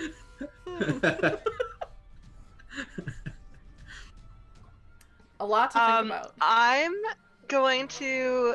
I assume the admiral is probably gonna call and be like, "Where are you guys at?" So I'm gonna hop up, like behind where the little hologram is. I'm going to assume it is not three-dimensional and you have to kind of be in like the focus, so I'm going to hide behind it and wait, and when he calls, I'm going to move my hand back and forth over it, making him kind of disappear and reappear and go Oh my gosh. Oh my gosh, I love that so much.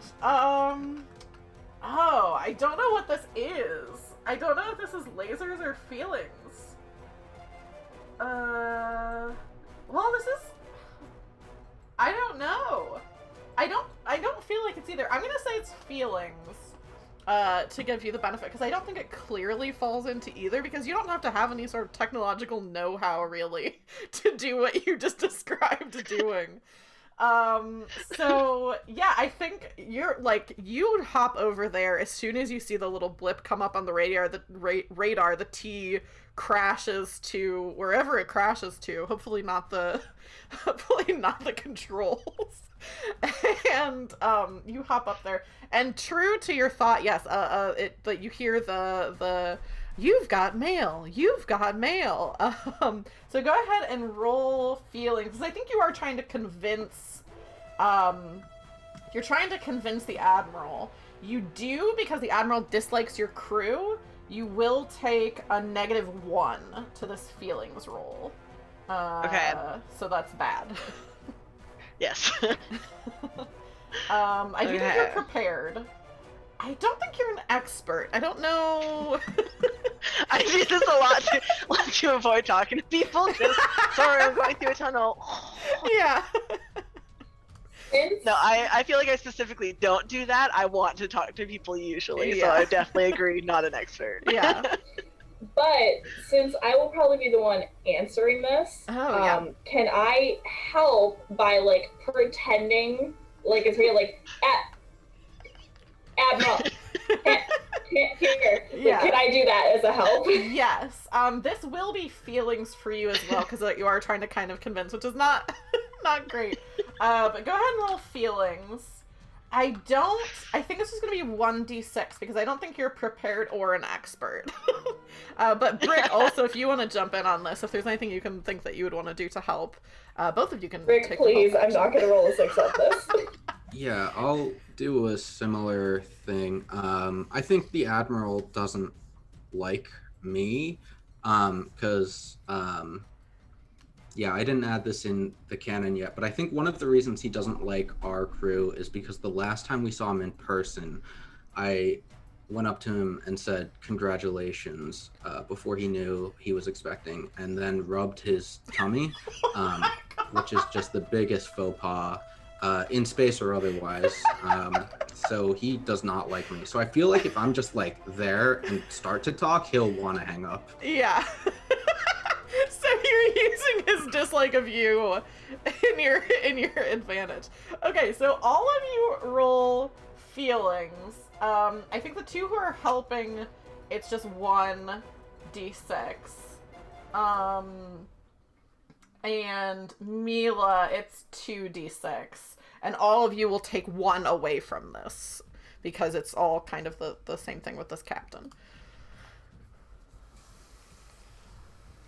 I rolled a 3, which means it's actually a 2, which there's no way I could have helped. Okay, so yours goes wrong. Jason, how did you do? I got a 4, which is actually a 3, which is my number. So it's okay. So you it's actually have laser success. feelings. Yeah. Cool. So that's 1 success. So Mila, you'll actually get to roll 3d6 since Brick succeeded.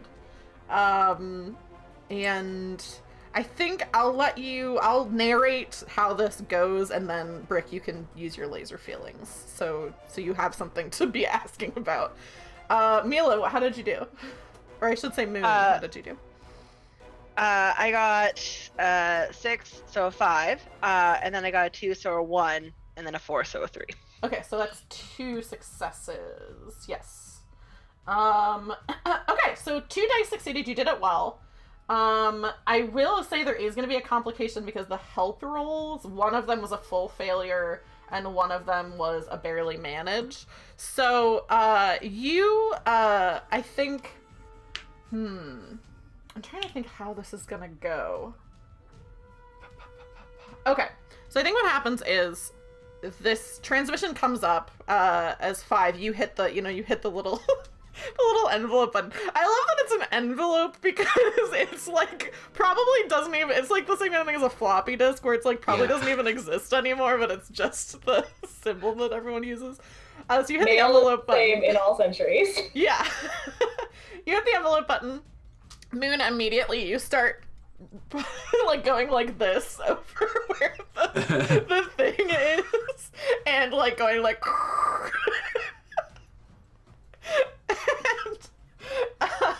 and 5, I want you do I'm asking to thread a needle here, but I'd love to see what 5 does that is not particularly convincing that you're breaking up, although it's still a success. But what is 5 doing to try to communicate that the transition is breaking up? Add all. Can not hear.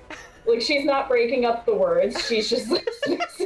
And you're still like moving as normal, you're still like piloting the ship, so your actions aren't breaking up at all. Yes. Cool. And then Brick, you're just standing there knowing that the Admiral doesn't like you. So I think the success is this is a very quick conversation because the Admiral doesn't want to be on for very long, and despite the fact that 5 is not that convincing, Moon is doing a pretty good job of what they're doing. So Moon, you're doing that. The Admiral, I think you can hear the Admiral the whole time, like his camera and like his image is getting broken up, but like his words aren't getting broken up because it's like a different thing. And so you see the flickering of his proboscis doing that annoyed thing that you know that he does. And he says, crew of the Raptor, what is the meaning of this? You're not where you're oh, God forsake it, and just hangs up. So you've succeeded on having a short phone call.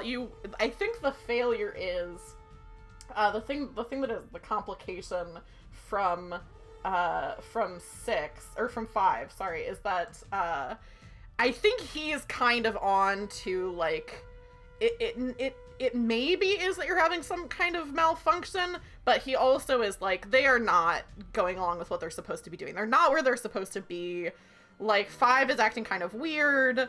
I don't trust Brick. So, you haven't really gotten the ship off your back. But you've at least thrown a little bit of doubt. You haven't had to lie about anything, really, because it was such a short conversation. So that's what happens as your ship is kind of being guided into this asteroid. Do we still get laser feelings? Because I rolled yes. my number. Yeah, and yeah, I yeah. think Mila might have rolled their number too. Let me know what your questions are. Yeah, I want to ask, and you don't have to give too much away if this is too specific, but I want to ask, like, what the Admiral, like, really wants, like, what he's gonna do if he captures the Space Queen. Yeah, I think maybe just kind of putting the pieces together. You think, first of all, she's probably going to be, like, in jail or something like that. She's probably going to be prosecuted because they basically, because you know about the pirates, like, you know a little bit about the situation that these space pirates have taken over this mining facility, that she's essentially being branded as, like, an eco-terrorist. So, like, she has done something illegal, and, like, it's, maybe you don't know, but, like, it's possible that, like, people died, like, that there was, like, a battle there and they, like, kicked people out violently. So you think probably she's going to be imprisoned or, like, go on trial or something like that is probably what they want. And they want to resume work. They want to keep mining these void crystals. I think that's what you would be pretty sure is the overall goal here. And then Mila, did Moon also roll laser feelings? I missed if you did. I rolled a 2, but with the -1, it ended up just being 1. Okay, cool. So yeah, Brick, you have that thought of putting the pieces together of what's probably going to happen. And I think you all have a second to talk as the ship is being docked, and I think there's some things that are happening, like the bay is closing, like there are some things that have to happen before you can, like, get off of the ship into the asteroid.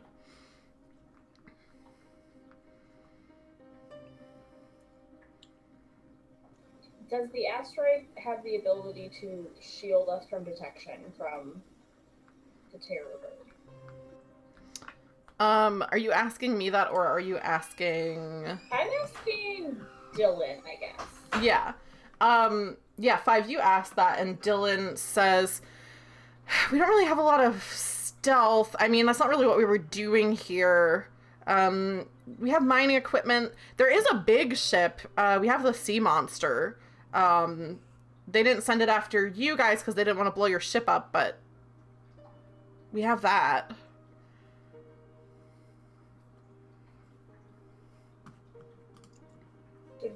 Should we go take a look at Nessie? She says, how did you know that that's what we call it? I am familiar with all manner of human lore. She nods and says, like, yeah, we could go take a look at it. I'm gonna go and check on our captain again. I'm gonna say the bay doors close, like, at a decent pace, but, like, I kind of notice it out of the side of my eye, and then I kind of, like, use all my things to slide under, just real, like, cool, and just whee, right under. Yeah, cool. Pull my tail in at the last moment. Yeah, you go and check on the captain. She's still unconscious, but does seem to be, like, sleeping, like, not, like, knocked out. Okay, I'm gonna hang out in there with her while, and, like, kind of, like, wait for her to kind of, like, maybe move. Like, a good time that it would be to, like, kind of, like, prod her awake and kind of, like, talk to her. Okay, cool. The other two of you, I think you can tell that, like, things are starting to, like, you're gonna probably be able to get out of the ship, like, everything was ready. I think Dylan is, like, kind of anxiously waiting to, like, get out of here. So as soon as she bolts out of the ship, basically, as soon as she's able to, what are the other two of you doing? I think I'm gonna ask Dylan, because I'm kind of a big dummy. Or no, I'm gonna ask Five. Five, are we committing treason right now? I believe that we are following what our captain would want from us. I believe that we are going against the orders of the Admiral. I am unclear as to what level of treason this may be, but yes, I do believe it is treason to a certain degree. Okay, cool. I think, I've messed up a lot of things for the Consortium before, but never on purpose. So this is a little new to me, but that's fine. Yeah, let's go see that big ship that they were talking about. What did you call it? Nellie? Nessie. Nessie. Okay. Yeah, I think this is too juicy for me to not do this. Brick, you get a call on your personal communicator is ringing. Do I see a caller ID? Yeah, it's your dad. Father? Yeah, what exactly are you up to right now? I heard the Admiral overheard a conversation where he said your ship was MIA, that you had run off with some sort of space pirate. Is this true, young man? No, we captured the space pirate, and we're not MIA, no. Okay. I also have a little bit of a confusion because I heard they were having trouble reaching your ship, but I seem to have gotten through to you just fine. So, what exactly is going on?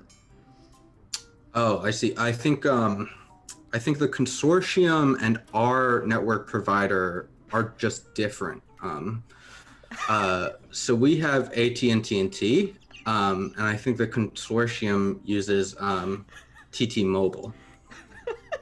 Go ahead. I feel like this has to be well, actually you can choose because you are talking about science. But you're also kind of trying to use feelings. So it's up to you what you want to roll. I think this is another borderline. I have stronger I don't know why I stopped the phone. I have stronger still feelings. your dad on the phone here. So I'm gonna do feelings. Okay.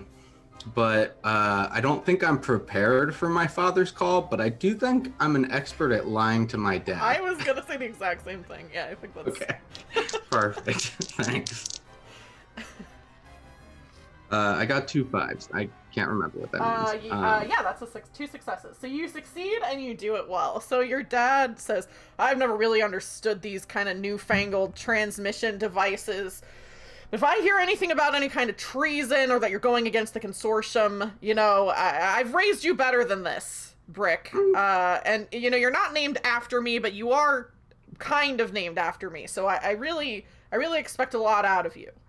Yes, I'm Rick with a B because I'm your boy. I know.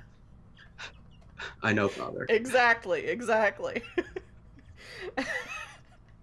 and I don't want to say this. I hate to compare you, but your sister Grick, she just got a promotion on her ship. So it's always about Grick. I know. She's so great. Yeah, that's why we named her Grick. She's Rick, but great. I know. It wasn't a gendered thing with her. It was only a gendered thing with me. It was just a cool, positive adjective for her. I know. Yeah. Okay, well, I hope to see you soon. We're supposed to be picking up your ship. Seems like you're having some kind of technological issue, so I'll let you. I'm sure your crew needs some help right now. I'll see you soon, son. Yeah. Okay. Thanks, Dad. Bye. Click.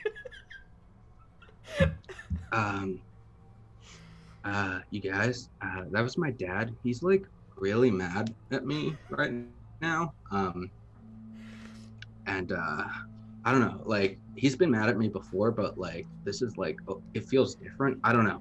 I'm kind of stressed out. Where's that sea monster thing? If we can get that, that'd be great. But also, I don't want to like kill my dad. So that, I don't know. There's like a balance here that I feel like we got to figure out. I fear that by destroying the terror bird, we would in fact bring down the wrath of the entire consortium upon us. I do not think that destruction is the goal, but maybe some self-defense. Okay, I like the way you talk. Perfect. Yeah, Dylan starts to lead you. I think it's like kind of like this is like definitely a walk and talk. So, you know, it's kind of like in Star Wars where they're like in the Hoth like base where they're like kind of walking around and stuff is happening. Dylan is taking you to where the sea monster is. And I think we'll cut back over to Moon. You're sitting staring at the captain with your big unblinking eyes waiting for her to wake up. You she after a little bit, I think as that conversation's happening, other people are leaving the ship. It's quiet for a little bit, and her breathing starts to change a little bit, where it's like going from like a deep sleep to kind of like stirring, more shallow breathing. You notice. Yeah, I'm going to hop up beside her and then kind of like go like down, and be like, "Hey, hey, wait, can you wake up?" And just kind of like whisper creepily "hey" in her ear essentially until she wakes up.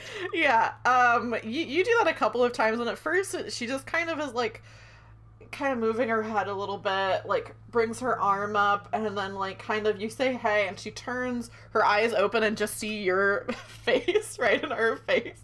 And she jolts awake and says, "Oh God, okay, what's happening? What's happening?" And just is like scrambling for like when you wake up and you know you're supposed to be somewhere, and you're like, "Okay, where's my stuff? Where's my stuff?" She jumps awake and is scrambling for her stuff that she knows. Last she knew, you were maybe kind of in a space battle, So lots of things happening, but I'm gonna need you to stay calm. So we told the consortium that we have, who we now know is your twin sister. Oh my God. Yes, and then so we told them that, not realizing that we probably shouldn't have told them that. Yeah. We did then realize that we probably shouldn't have told them that. And then so they've come to meet us, and now we've run away and we pretended that we were having communication issues, Okay. so that we wouldn't have to deal with the admiral. Okay. But they're probably going to find us soon. But also, the thing in your head is probably the void crystals, which your sister says are actually alive, and they're trying to talk to you. Okay, well, so you she's should actually always been- probably calm down. She's always been so like frou-frou about these crystals. She's always telling me like, "Oh, the crystals can talk to you." Oh, my head is pounding. I'm so tired. So that's why the tiredness is probably from you trying to fight them off. I, as you know, think talking is great.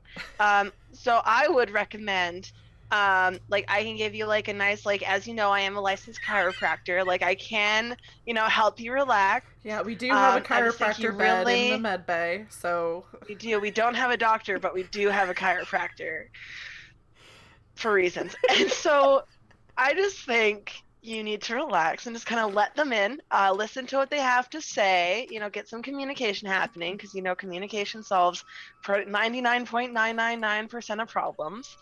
I just love that you're saying all this and you're just Yeah. like a monkey sitting in a bed. Yeah, I think this is definitely a feelings roll. I think you're prepared because you've been sitting here waiting this whole time thinking about what you're gonna say to the captain when she wakes up. I'll leave it up to you whether you think you're an expert or not on this, because I could see it either way. I I think that like this kind of like communication like issue. I wouldn't say I'm an expert on things trying to get into your head and use like telepathy. That's But I true. do think I am quite comfortable with like quite an expert on getting people to open up dialogue and like you know Okay. get these things going. I think we'll throw in too that like as you're saying this, she's starting to like sit down on the like massage table, and you are a licensed chiropractor, which I do think makes you an expert in that at least. So go ahead and roll 3d6, and this will be feelings. I got a 2, Okay. 6, and a 6. Okay, so that's a critic. Now this is, I believe, a critical success and a laser feelings. Yeah, you are saying this. You're already starting to like kind of give her a little bit of a shoulder massage. She's starting to sit down, and then she like lays down in this massage bed. And is definitely relaxing. Like you can feel her muscles like starting to relax. Seems like she's probably gonna be like opening herself up to whatever this like thing is in her mind. What do you have something that you want to do with the laser feelings?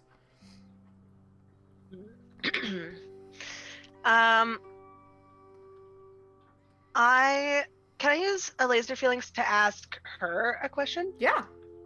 I'm gonna ask, like basically like what's really like, your sister just says that you were trying to like run an not an intervention. You didn't tell anyone. You didn't really tell us what was going on, and pretty much like why. Yeah, you're asking her this, and like doing the massage. You're starting to do some of the back, cracking her back, and in between like these huge like cracks. I just love it. It's like not even really a massage. It's that you're like twisting her like body around. I'm like using my tail too to kind of like do stuff. Like it's just all. Yeah. It's weird. So you're doing that, and she's like, well, I didn't want to tell all of you because I knew I just wanted to get my sister somewhere safe. I knew if I told all of you it was going against this consortium, but I don't think my sister deserves to be in jail. I think she's just confused. She's fallen in with the wrong crowd. And as she's like saying all of this, she is like opening herself up to this thing that's in her mind. And she starts to say like, oh, okay. That's weird. Oh, Dylan? And the other two of you who are with Dylan right now, Dylan kind of stops in her tracks and says, Darcy? And kind of is looking around confused. And then they both stop speaking out loud and just seem to be like kind of looking into the middle distance.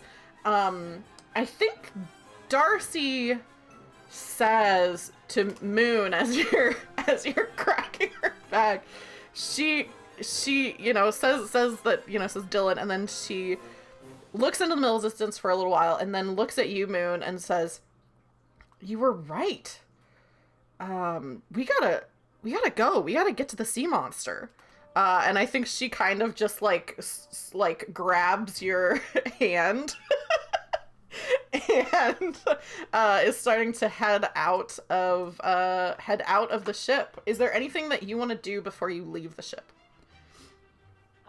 No, I think I'm just gonna like, she grabs my hand and I'm just gonna kind of like pull myself up and then just like ride on her, like on her shoulder. Still massaging her shoulders. Yeah, just kind of like as we ride along. Cool. Yeah, the other two of you, I think what happens is, Dylan is kind of looking in to the middle distance for a little while, and then she looks at the two of you and says, wow, your crewmate's like really persuasive. I never thought that anybody was gonna get Darcy to open up like that. She's gonna meet us over at the sea monster. I kind of beamed her the, kind of the directions. let's head over there. I guess I should say, I think the crystals are like letting us communicate telepathically. Maybe you picked that up. I don't know. But I guess the twin thing and the crystal thing, she just keeps walking. While she was staring into the middle distance, can I be like doing a scan on her? Just like real quick, like what is going on? Yeah. You're doing a scan on her. Yeah, go ahead and roll lasers, I think. And I think you're prepared. Again, I don't think you're an expert on this because this is more biology. Only 6 A 4 and a 3. Cool. So that's 2 successes. Yes. Yeah, you do a scan on her. Nothing really detectable is happening. Like it doesn't look like you're pretty much seeing like what you would expect to see. It doesn't look like there's any sort of like biological thing going on. But yeah, unless there's anything the two of you want to do on your way over to the sea monster, I think you all are headed over there and meet up. And the sea monster is a pretty big ship. It's definitely not as big as the Terror Bird. It's bigger than your ship, and it does have like guns and weaponry. It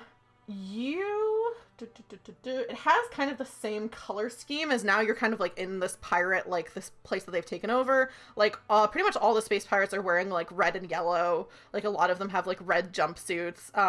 And all of them have kind of like piecemeal like metal armor and stuff like that. And you can see a lot of stuff is like they've repurposed like a lot of the mining equipment. The sea monster itself looks like 2 like wrecked ships have been welded together. And like a lot of the like weaponry looks like repurposed mining stuff. Like there's some like explosive-y kind of stuff. There's some like rock cutters, like laser rock cutter kind of things. Like that seems like what the lasers were initially supposed to be. It's a pretty big kind of ungainly looking ship, but it does look like it can actually shoot lasers, unlike your ship really can't. And I think I'll also let each of you decide something else that's true about this space pirate ship. It has an entirely unnecessary, because it doesn't matter in space, sail. Yes. Coming out of the top of it. Does nothing for the ship. Looks very cool. Awesome. Looks very cool, but does nothing for the ship. I think to add on to that, on the sail is this like logo kind of thing for the sea monster. I think it's a red sea serpent in like a yellow sea. Like I think it's kind of like the sail is white and then there's like this logo kind of thing on it. Yeah, what about Jason and Mila? What do you think? I think the pirates, after they finish the work that they're doing here, I think they plan on using this ship. I think they plan on renting it out as like a vacation ship that people can use. So like on the Ship B&B app or anything. So there's probably like a hot tub and like a pool table in there. And it's probably like a little more luxurious than you would expect from a pirate ship. Awesome.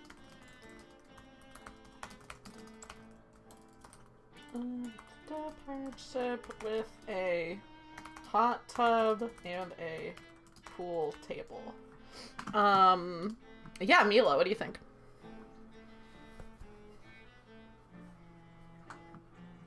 I feel like it's like, I think the body of it is also kind of like a piratey like red color, so kind of like a crimson or like slightly like rust colored all on the outside of it.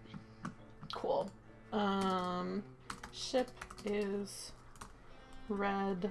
Let's see, crimson-y rust colored. I think the other thing you notice is that It seems like this would be a ship that would be difficult to completely take down. I think 5, you're the one who notices this because you're a space scientist. It's definitely not a fast ship, and it's not like, what is the word? It's not like streamlined in any way, but by nature of being multiple things and ships welded together, it seems like it'd be kind of hard to take down, because unlike a normal ship where like, this is where like generally this part of the engine is and this part of this thing is, probably whoever is fighting against the ship will not know where to target on the ship, because it's like, okay, is the communications in this ship or is it in this other ship? There's like multiple bridges, like it's very confusing. So you'll have a little bit of an edge in that way. And as you're coming into this, there's like, wah, wah, like blaring alarms everywhere as the terror bird is encroaching on the asteroid.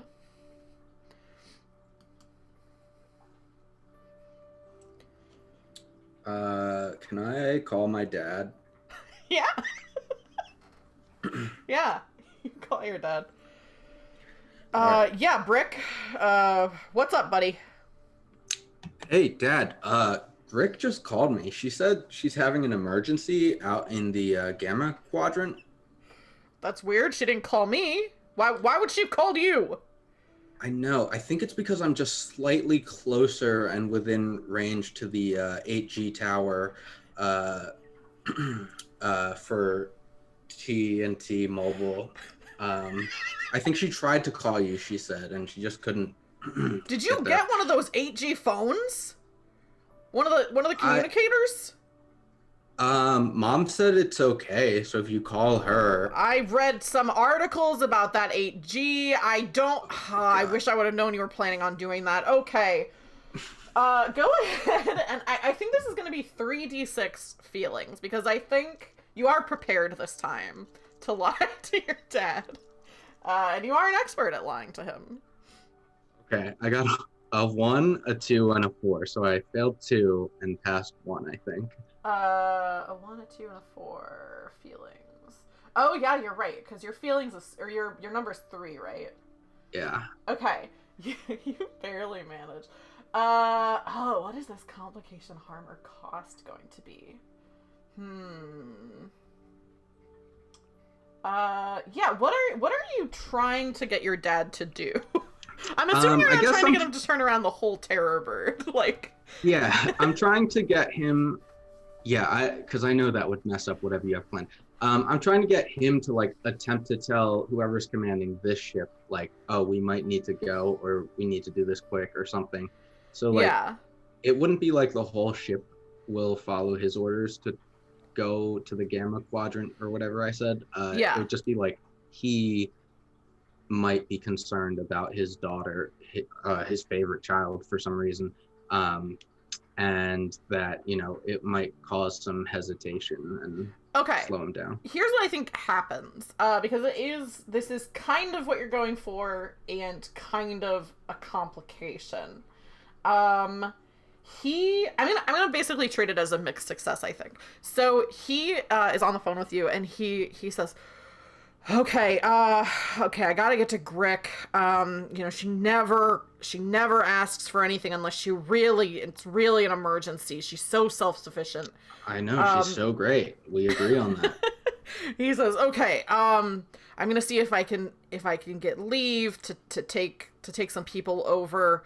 So I guess I'll have to see you another time. You know, I was looking forward to, you know, like I said, I had these articles I was gonna send you about this whole 8G thing. When you got up on the ship, I was gonna talk to you about some of this stuff, but you know, your sister needs me, so I guess I'll talk to you later. Wait, Dad, why don't you send your best men after Grick, and you can keep coming here where I am, which is out in the Delta Quadrant. he says, well, I'm taking the best men with me if this admiral will allow it. I'm doing that, but, you know, I'm sure you understand. It seems like you kind of have things taken care of. And there's, like, he can hear these, like, wah, wah, like, alarms in the background of wherever you are. He says, I can tell you're taking good care of whatever's going on with you, son. You know, like a real champ. So I gotta go help your sister, but I am gonna be taking along our best men because, you know, Grick is such an asset to the Consortium. Oh yeah, she's so great. I know. Yeah, great. All right, cool. Thanks, Dad. All right. Tell her I said hi. I'll tell her, and I'll see you later, son. All right, bye. Yeah. So you think you've successfully gotten like some of the people who would be good on the guns out of the Terror Bird, which is still headed your direction. Yeah. What are the other two of you doing?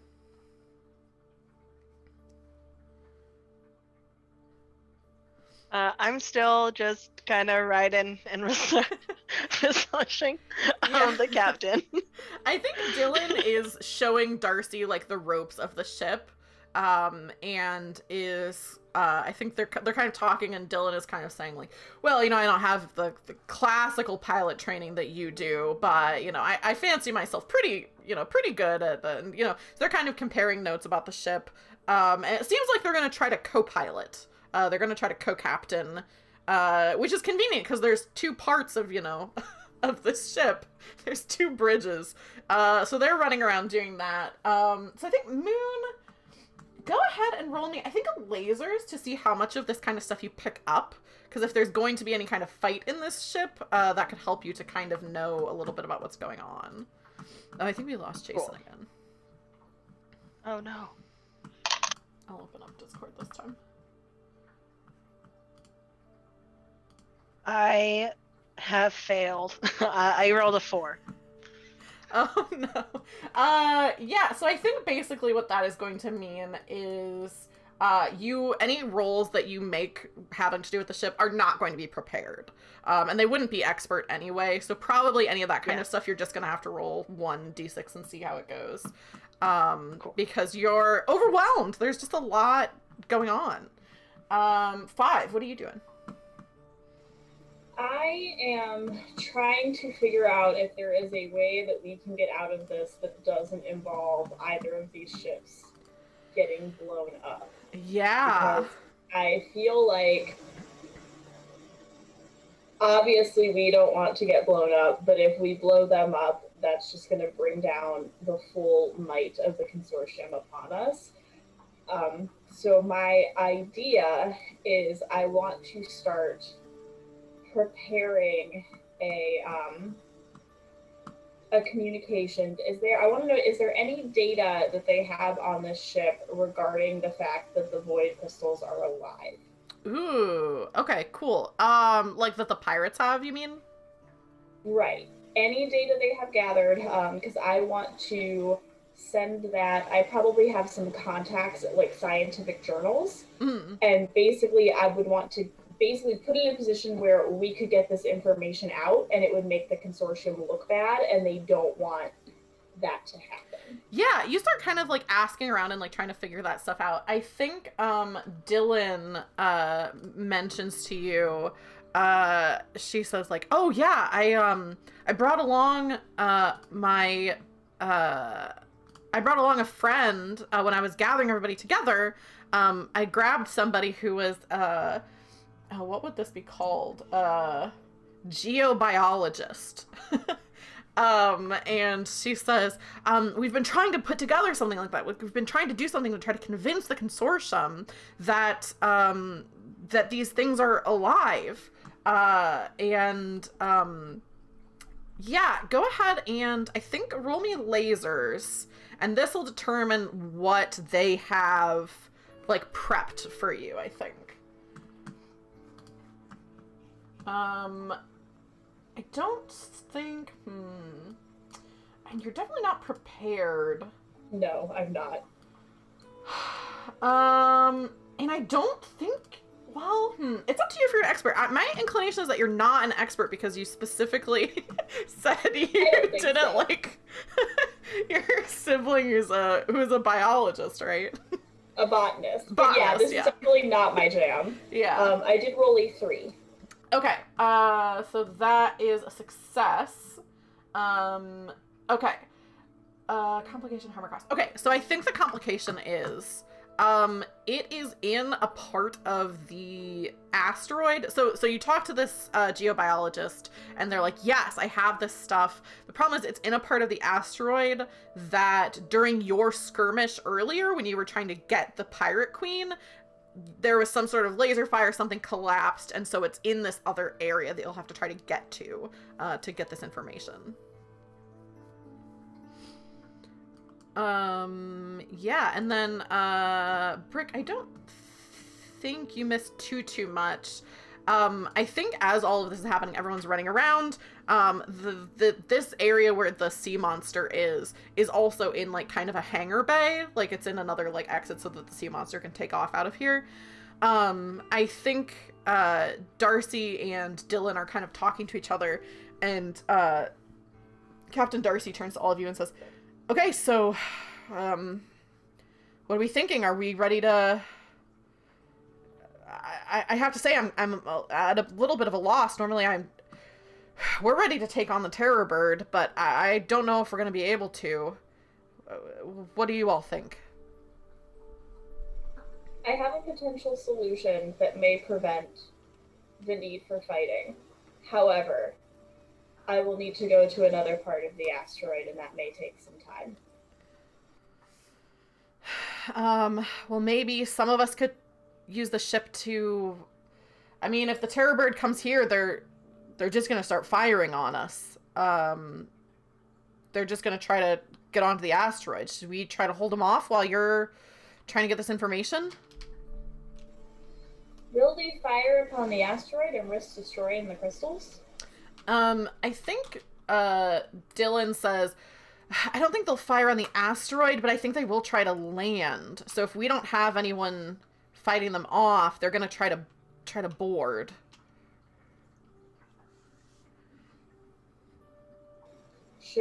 We should prepare to defend ourselves then, at least to prevent a breach of the asteroid.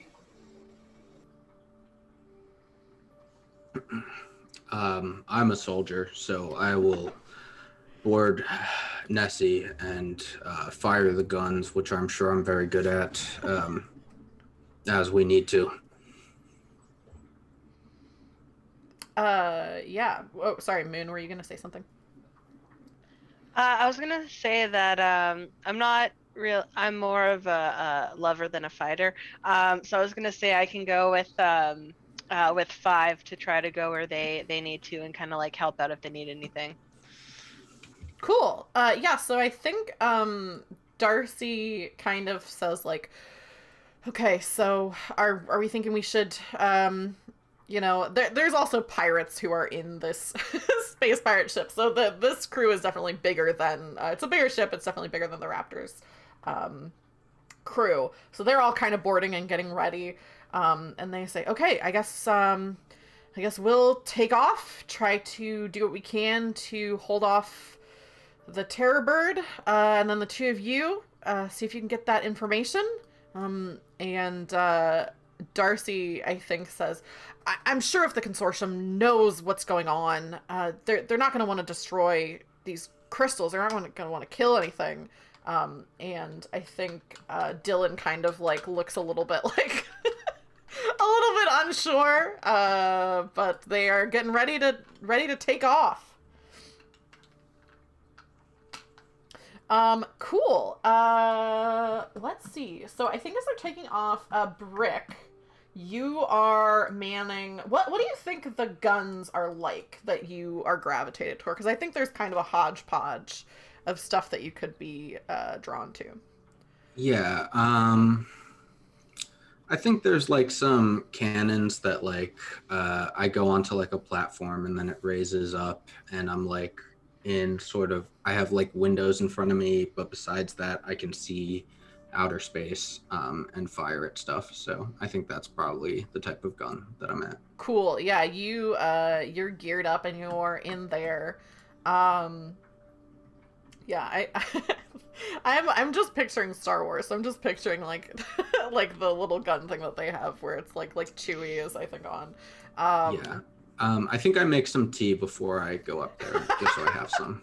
Just so I have some, just in case. Yeah. You also, I mean, you don't have to worry about killing your dad. Yeah, he's not there. He's not there anymore. I made sure he's out of there. Yeah. So, Moon and Five, you two leave the hangar bay to head off to this other kind of collapsed area that you're looking for. I think these doors come down to seal off the hangar you can kind of see there's like a little like blast window. So all three of you see as the big hangar door opens to let the sea monster out. As it rises, you see the shining glint of the terror bird, this huge ship made of stardust, kind of headed towards the asteroid. Brick, you barely have time to take this in before the sea monster also you can feel like the engines starting to go. It starts to, the booster jets take it up off the ground and surge forward. And I think there are some smaller ships that are kind of coming out ahead of the Terror Bird. Like there's some smaller fighter ships that they're releasing that are barreling down immediately on the sea monster. Brick, what do you do? I think I'm just gonna fire at the Terror Bird, like as best I can with these guns. Yeah, that definitely makes sense. Go ahead and roll lasers. And I think you're prepared and you're an expert. You're a soldier. This is what you do. I got a 1, a 2, and a 5. Okay, so that's 2 successes for lasers. Because it's 3 is your number, right? Yeah. Cool. So yeah, you succeed and you do it well. So immediately, like, you take off, you're the first person to fire. Like, out of all the different space pirates who are around, you immediately, like, see these smaller ships and just start blasting. The other pirates quickly follow suit and are taking out these smaller ships. And you are doing so with no regrets because nobody you're related to is in any of those ships. Yeah, I think, as this is happening, some of the ships are, like, kind of getting closer to the asteroid. The other two of you are kind of headed down this, like, small corridor that is just, like, a mine, basically. Like, not a mine, but, like, a mine corridor. So it's pretty roughly hewn. And as the sea monster is taking off and as you can hear from, like, outer space around you, like, outside of the asteroid, you can hear the sounds of, like, this battle gearing up. The whole asteroid is kind of rumbling, and some little pieces of rock are falling around you. And I think a big chunk starts to fall, like, and, like, break off. This area seems very unstable, and you seem like you're kind of in immediate danger as you're headed towards this location you're trying to get to with this geobotanist or geobiologist. Not a botanist, thank God. But yeah, what are you two doing as the corridor you're in seems to be very unstable? For that, like, larger piece, can I, like leap and then kind of, like, try to, like, kick it? Yeah! just kind of, like, move. Yeah, that's definitely a wild, passionate action, so I think that is feelings. I don't think you're prepared. Do you think Moon is an expert? I do not. Okay. Like, they saw this on a world they were on at one point, and it just popped in their head immediately, and they're like, yes, this is my time. Yeah, go ahead. I'm not an expert. Roll a single d6. Unless, if 6 or 5. I keep saying 6, I don't know why. 5 wants to do something to help out.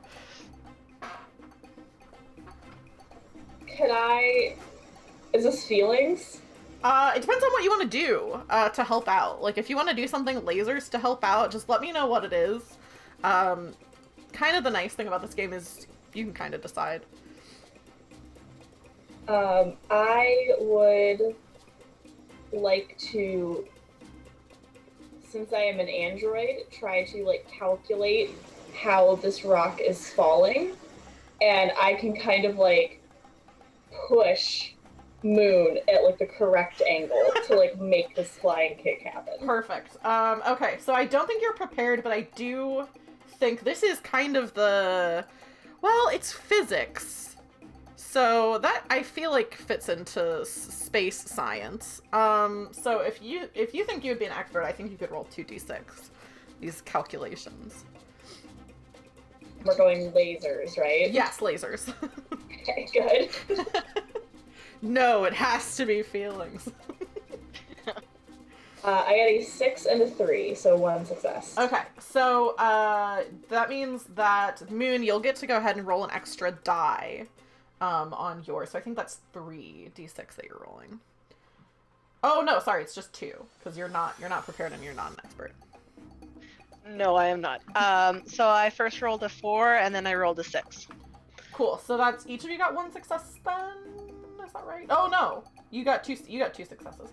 It keeps throwing me off that feelings a 6 is good. Cool. So you succeed and you do it well. I think 5. You got 1 success. Is that right? I already have forgotten. Correct. Okay. Here's what I think happens. I think you strain your as you're pushing Moon, strain some of the like mechanisms in your arm.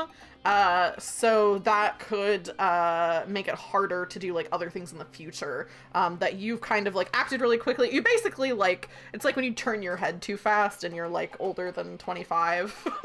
I pulled my robot muscle. You pulled your robot muscle. But it is a success. Nobody is seriously injured, although you are a little bit injured, 5. But the geobiologist looks very shaken. And he says, okay, I think we're going this direction, and leads you into down a even smaller corridor. Brick. There is, you can see that the heavy duty, I think there's like some, here's what I think happens. You're in this battle, you're kind of shooting away at these smaller things. You are, the sea monster is going closer and closer to the terror bird. The terror bird, you notice, starts to take an ascent a little bit to position itself over top of the sea monster. And you know, because your dad works on this ship, that they have bombs. Like, it seems like they're setting themselves up to drop bombs on you. And you are, apart from Darcy, probably the only person on this ship that immediately knows that.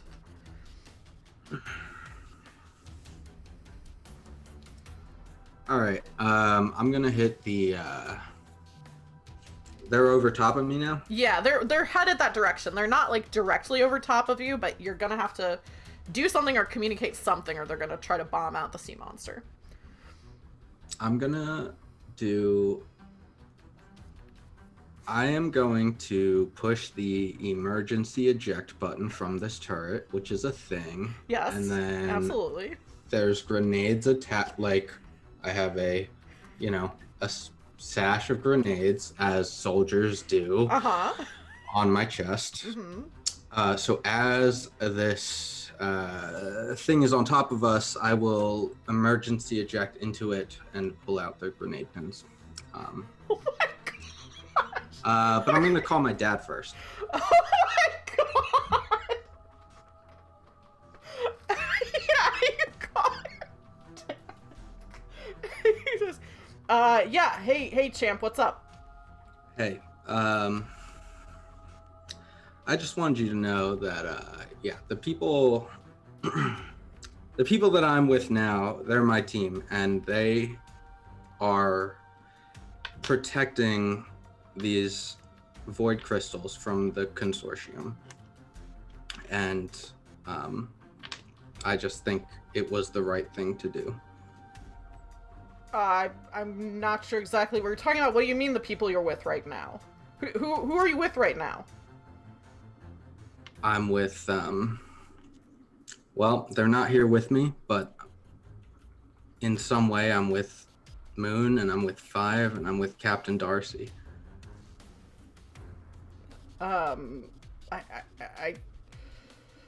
I hate to hear this from you, son. I really thought you were a consortium man. Well, this is the crew that I joined. And then I take a sip of my tea. And it's like the family motto. You can't spell team without tea. And then I go up and I blow myself up into the ship. Okay, you definitely blow yourself up. Go ahead and roll. I think this is gonna be 3 lasers to see Oh no. what you do to the ship, I think. I mean, yeah, lasers is your better one, right? Or is feelings your better one? Feelings is my better one. But Oh, I'll go still ahead and do roll feelings. lasers. Go ahead and roll 3 feelings. This is definitely passionate. Okay. I got a 6, a 3, and a 4. Okay. And a 3 is my number. Okay. What is your laser feelings right now? Hold on. I'm looking at the rules. Oh, okay. So these all pass, I think. Yeah. That's 3 successes. Oh, okay. I think the last thing I want to know is I think the last thing that Brick would want to know is whether or not his parents were proud of him, and then regardless of that answer, if he did not get that from his parents, whether or not he got it from his crew. Oh my gosh. Jason, you're killing me.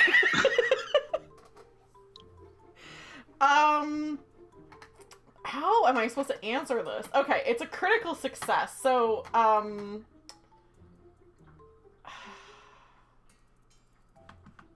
you're immediately you're ejecting. You're having this conversation with your dad. You take your sip of tea, and you can tell that your dad is not proud of you. I mean, you're rebelling against, like, you're committing treason against something that he is very invested in. You know that your mom would be proud of you no matter what. That's always how it's been. Your mom's always been proud of you, has always encouraged you. You can see the asteroid kind of getting smaller as you're jetting towards this huge ship. And you know somewhere there that your crew is, the rest of your crew is, accomplishing what they need to accomplish, and that if you wouldn't have done something to stop the sea monster getting blown up, the crystals would be gone, everything would have failed. Your crew would be in jail, you know, Darcy and Dylan would be in jail, and you feel like, they would be proud of you. They would be proud of what you're doing, but also incredibly, incredibly sad that this is what happened. And I think I'm gonna let you narrate, because this is a critical success. I want you to narrate what is happening as you are, your self-eject grenade combination is essentially disabling the terror bird, keeping it from taking out its, like, emergency systems, taking out, its ability to, it's dead in the air. It's not blowing up, you know, it's not like killing everybody on board, but you're keeping it from making a move. Okay. Yeah, I think the eject is sort of like a spiral, so I'm like spinning around and I see the asteroid. So the last thing I see will probably be like the asteroid where I know that my crew is. And I know the crystals are there too, and I think I see a little bit of a glow from the asteroid, whether it's the crystals or just like my imagination. And like Brick thinks that it's the sentient crystals saying thank you or something, and maybe the crystals relay relay the same. I say thank you as well, and the crystals maybe relay that to my crew before I go. Yeah. And then I smash up in there, and the grenades blow up. The last thing you feel is a sense of pride from something not of yourself, and a sense of gratitude. The other two of you arrive at this location where you know this information that you need is, and just feel a wave of grief, and somehow know that you've lost a crewmate. Jason always does this. Jason always does something that makes everyone cry.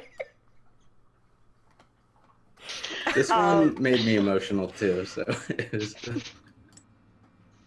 I'm gonna get like down. So again, just this little like monkey, like silvery creature. I'm gonna get down like on my knees and go, Brick! Yeah.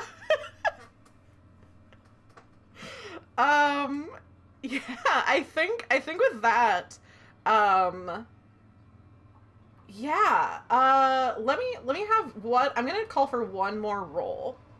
And I think this is going to determine what the response to this information that the two of you have managed to achieve is. So, because what you're trying to do is convey to the Consortium, like, hey, these crystals are, like, alive. It's wrong that we're mining them because they are sentient. So I think, I'm gonna say each of you, there's an aspect to this that's lasers, there's an aspect to this that's feelings, and some of you are good at that. Like, you're each good at one of those things. So I think each of you roll 2d6 and choose whether you want to roll lasers or you want to roll feelings. And let me know the successes or failures. I rolled lasers and I got a 2 and a 1. Okay, so that's 2 successes.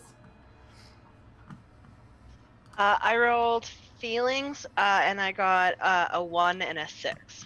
Okay, so that's 3 successes total. So that is as well a critical success. So the two of you, I think again, since it's a critical success, what do the two of you do to contact the Consortium to let them know what exactly is going on this asteroid?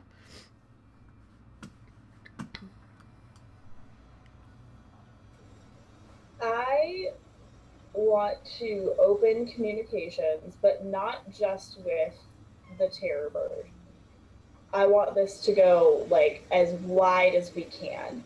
Because at this point, if they decide that they want to, like, blow us up and mine these crystals anyway, I want the universe to know the truth about what they are doing here. Yeah. So you find a place...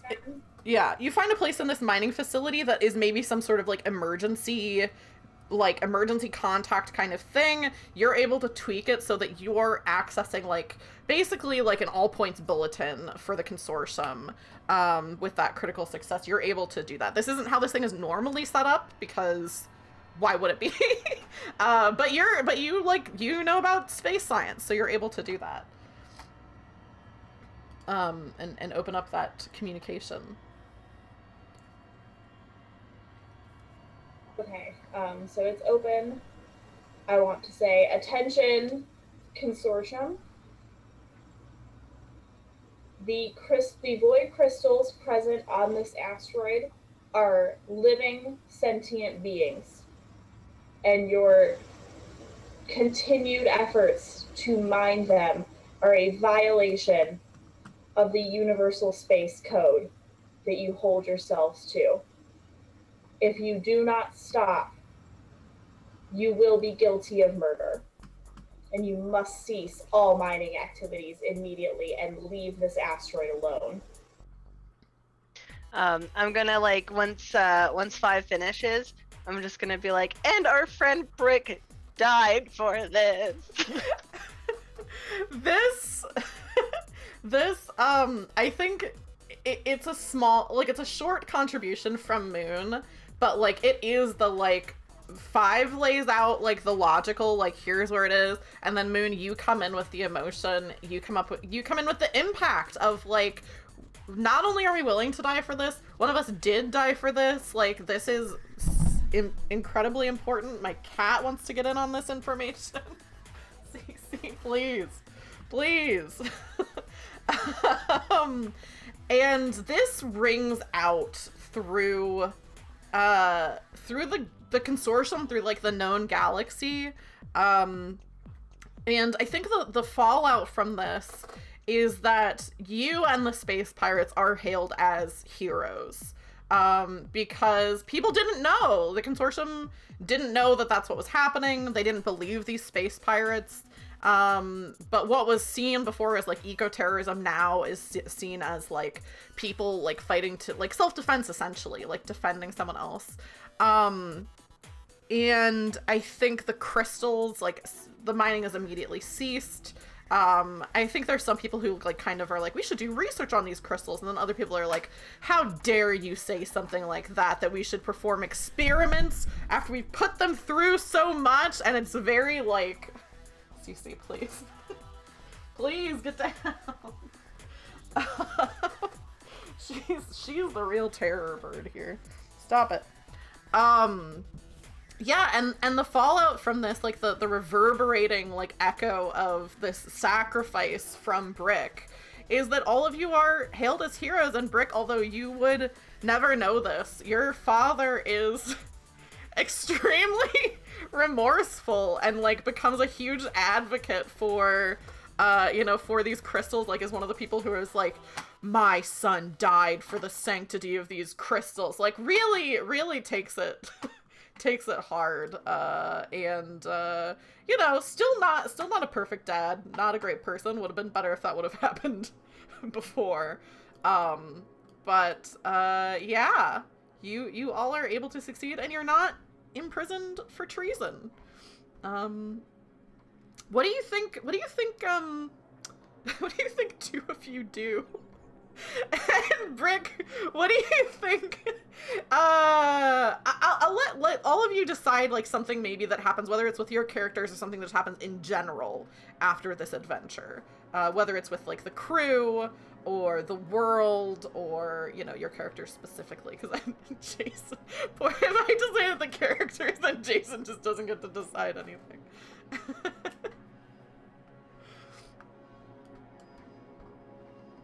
I want to stay with the crew. If they decide to leave, like I'm not very attached to the consortium. I just thought it would be like a fun adventure, and there's a lot of people that like had to hang out with me. So like I'm down to leave whenever. But whenever like people like ask me about it or do anything, and they're like, and I'll tell them about like my hero friend Brick, and they'll be like, oh, like the stone. I'll be like, no, like the best Rick. I'm just changing his name. It's not Boy Rick, it's Best Rick now. Oh my god. Perfect. Yes, absolutely. Best Rick.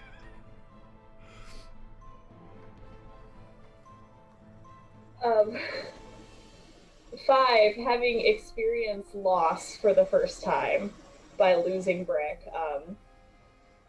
gained a new appreciation for having connections with other people, and as a result reached out to 6 and now they do space science together.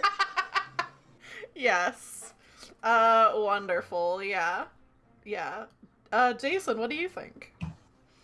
I think that Brick, after getting blown up, kind of becomes Stardust, and a little bit of him joins the sea monster, and a little bit joins the terror bird, but I think all of him, the crystals are able to communicate beyond what mortals are able to comprehend. So what Moon has said about him, and what his dad has said, that's all transferred to him as dust. So he knows. He's not alive anymore, but he knows what has been said. And now he's part of at least 2 spaceships, and he will get to travel the galaxies with that knowledge. Yeah, I think Darcy and Dylan become co-captains of the sea monster. And so there's a part of you that's with, the ship that your dad remains to be stationed on, and there's a part of you that's with the crew. And I think I'd like to pitch, I think 5 and 6 stay on as scientists for the sea monster, and Moon stays on as an adventurer. So there's a part of you that's all still traveling together. And what better ending could there be? I think we can wrap up there. Jason, once again, giving me extreme whiplash from going from saying such funny things to then immediately making everyone cry. It wasn't through poetry this time, so it's just an inherent quality of you. Oh, great. Please don't expect this every time. Eventually, I'll just make a bro dude character who does not die or make you cry, and he's just gonna be a bro. But not this time. I'll believe it when I see it. So we're gonna go ahead and wrap up. I'm going to let each of my guests thank you so much for being here. This was so much fun. This was my first real sci-fi one-shot, and it was amazing. I loved having all of you. I'm gonna let all of you do your plugs for anything that you want to promote. And this time I will let Jason start, because you're the only one who has not. Yeah, Taylor, I want to thank you for this game. This was really, really great. Yeah, this was so much fun. The only thing I'm going to plug is College Humor's actually home game Kickstarter. Actually is a game show where 3 contestants go on a couch, and then Mike Trapp, who is a great man, says a statement, and there's one incorrect thing. And then the contestants have to figure out what that incorrect thing is and say, actually, and then fix it. And that is a very fun show, and now it's coming to the home game. So if that sounds like something you're interested in, it's very cool for nerds. And I do assume that if you're watching this, you're a nerd. Yeah, fair. So if you're interested in that, you should back it. I still need to back it. But I will absolutely do that, and you should too. So thank you. Yeah, and I did put that link again in the chat, so if that sounds like something that you'd be interested in, you can just click that link. It'll take you straight to the Kickstarter. And I also heartily endorse actually. It's a great show, and I think the home game is going to be super, super fun. Who would be middle now? I guess, Rachel, do you have anything that you want to plug where people can find you? I'll drop your links, all of your social media links in the chat too. But yeah, Rachel. Nothing to plug except maybe tissues if you've sat through this entire thing and also had some tears. Yeah. Yeah, absolutely. And then Mila, have anything that you want to plug? Places that people can find you? Yes, I'm gonna plug myself on Twitch. I am stream as Trollmila. We're currently working our way through the Kingdom Hearts games. We're currently on Birth by Sleep and having a lot of fun on that. Also, just going off of the College Humor thing, I recently found Dimension 20, and if you're into watching D&D, top notch. Yes, I behind me, the 2 things, Star Wars, Dimension 20. The things on the wall behind me. Oh yeah, and you do too. Yes, Dimension 20, which I'm sure definitely, I'm such a huge tabletop, channel that I'm sure they really need my endorsement. But if you're not already watching Dimension 20, you should be. Cool. And then Jason, I don't think mentioned this, but is on Twitter at Warlock Trash. And that link is in the chat. You should definitely follow him. I am going to hop off of this Zoom call. If the 3 of you want to hang around for a second so I can say a proper goodbye to you, that would be great. If you have to go, that's totally fine. But you can go ahead and wave goodbye to stream. And I will go to my credits. Cool, I will do that, and then I will leave the Zoom chat, and I will see you on Zoom in just a couple minutes. Oh, and I'm putting Jason in charge. Thank you everyone so much in chat. That was a super fun one-shot. I'm really quickly going to talk about some things I have coming up while I look for someone to raid. If you're not familiar with Twitch, like if you're on here because, you know, somebody that you know is a guest, a raid just means that I'm going to be bringing us over to someone else's stream. So we can, you know, if you're in the mood to watch something else, we can carry on, we can pass the love on to somebody else. I'm looking to see. I do have some things coming up. So I off stream, or not off stream, when I'm not playing tabletop games on stream, I've been playing the Phoenix Wright games. I've been playing Minecraft, and I've been playing Pokemon Snap, although I think I might be done with Pokemon Snap. So that's on Tuesdays and Wednesdays. Wednesdays also I've been doing like behind the scenes stuff for my home game of D&D. So I think I'm going to transition over to that. So Tuesdays I'll play some kind of video game. Wednesdays I'll do some sort of D&D or tabletop game kind of thing. Maybe that's looking at other systems. On Saturdays I usually have one-shots like this. So my next one that's coming up, on a Saturday is actually going to be towards the end of June. Jason's going to be on again. We're going to play Fiasco, which is a GM-less game that's like all improv. If you like Coen Brothers type movies, that's going to be your jam. And then I also on the 9th, which is not a Saturday, it's a Wednesday, have a one-shot of Mouse Ritter, which if you like Red Wool, that's kind of the vibe of Mouse Ritter. And I'm gonna have some guests on for that. That's gonna be the third in an installment, but if you haven't caught the first two, you don't need to have seen them. They're self-contained, it's a one-shot. And then also in June, I'm going to be doing a character creation stream for Good Society, which is a Jane Austen themed tabletop RPG. It's one of the best tabletop RPGs I have played, one of my favorites.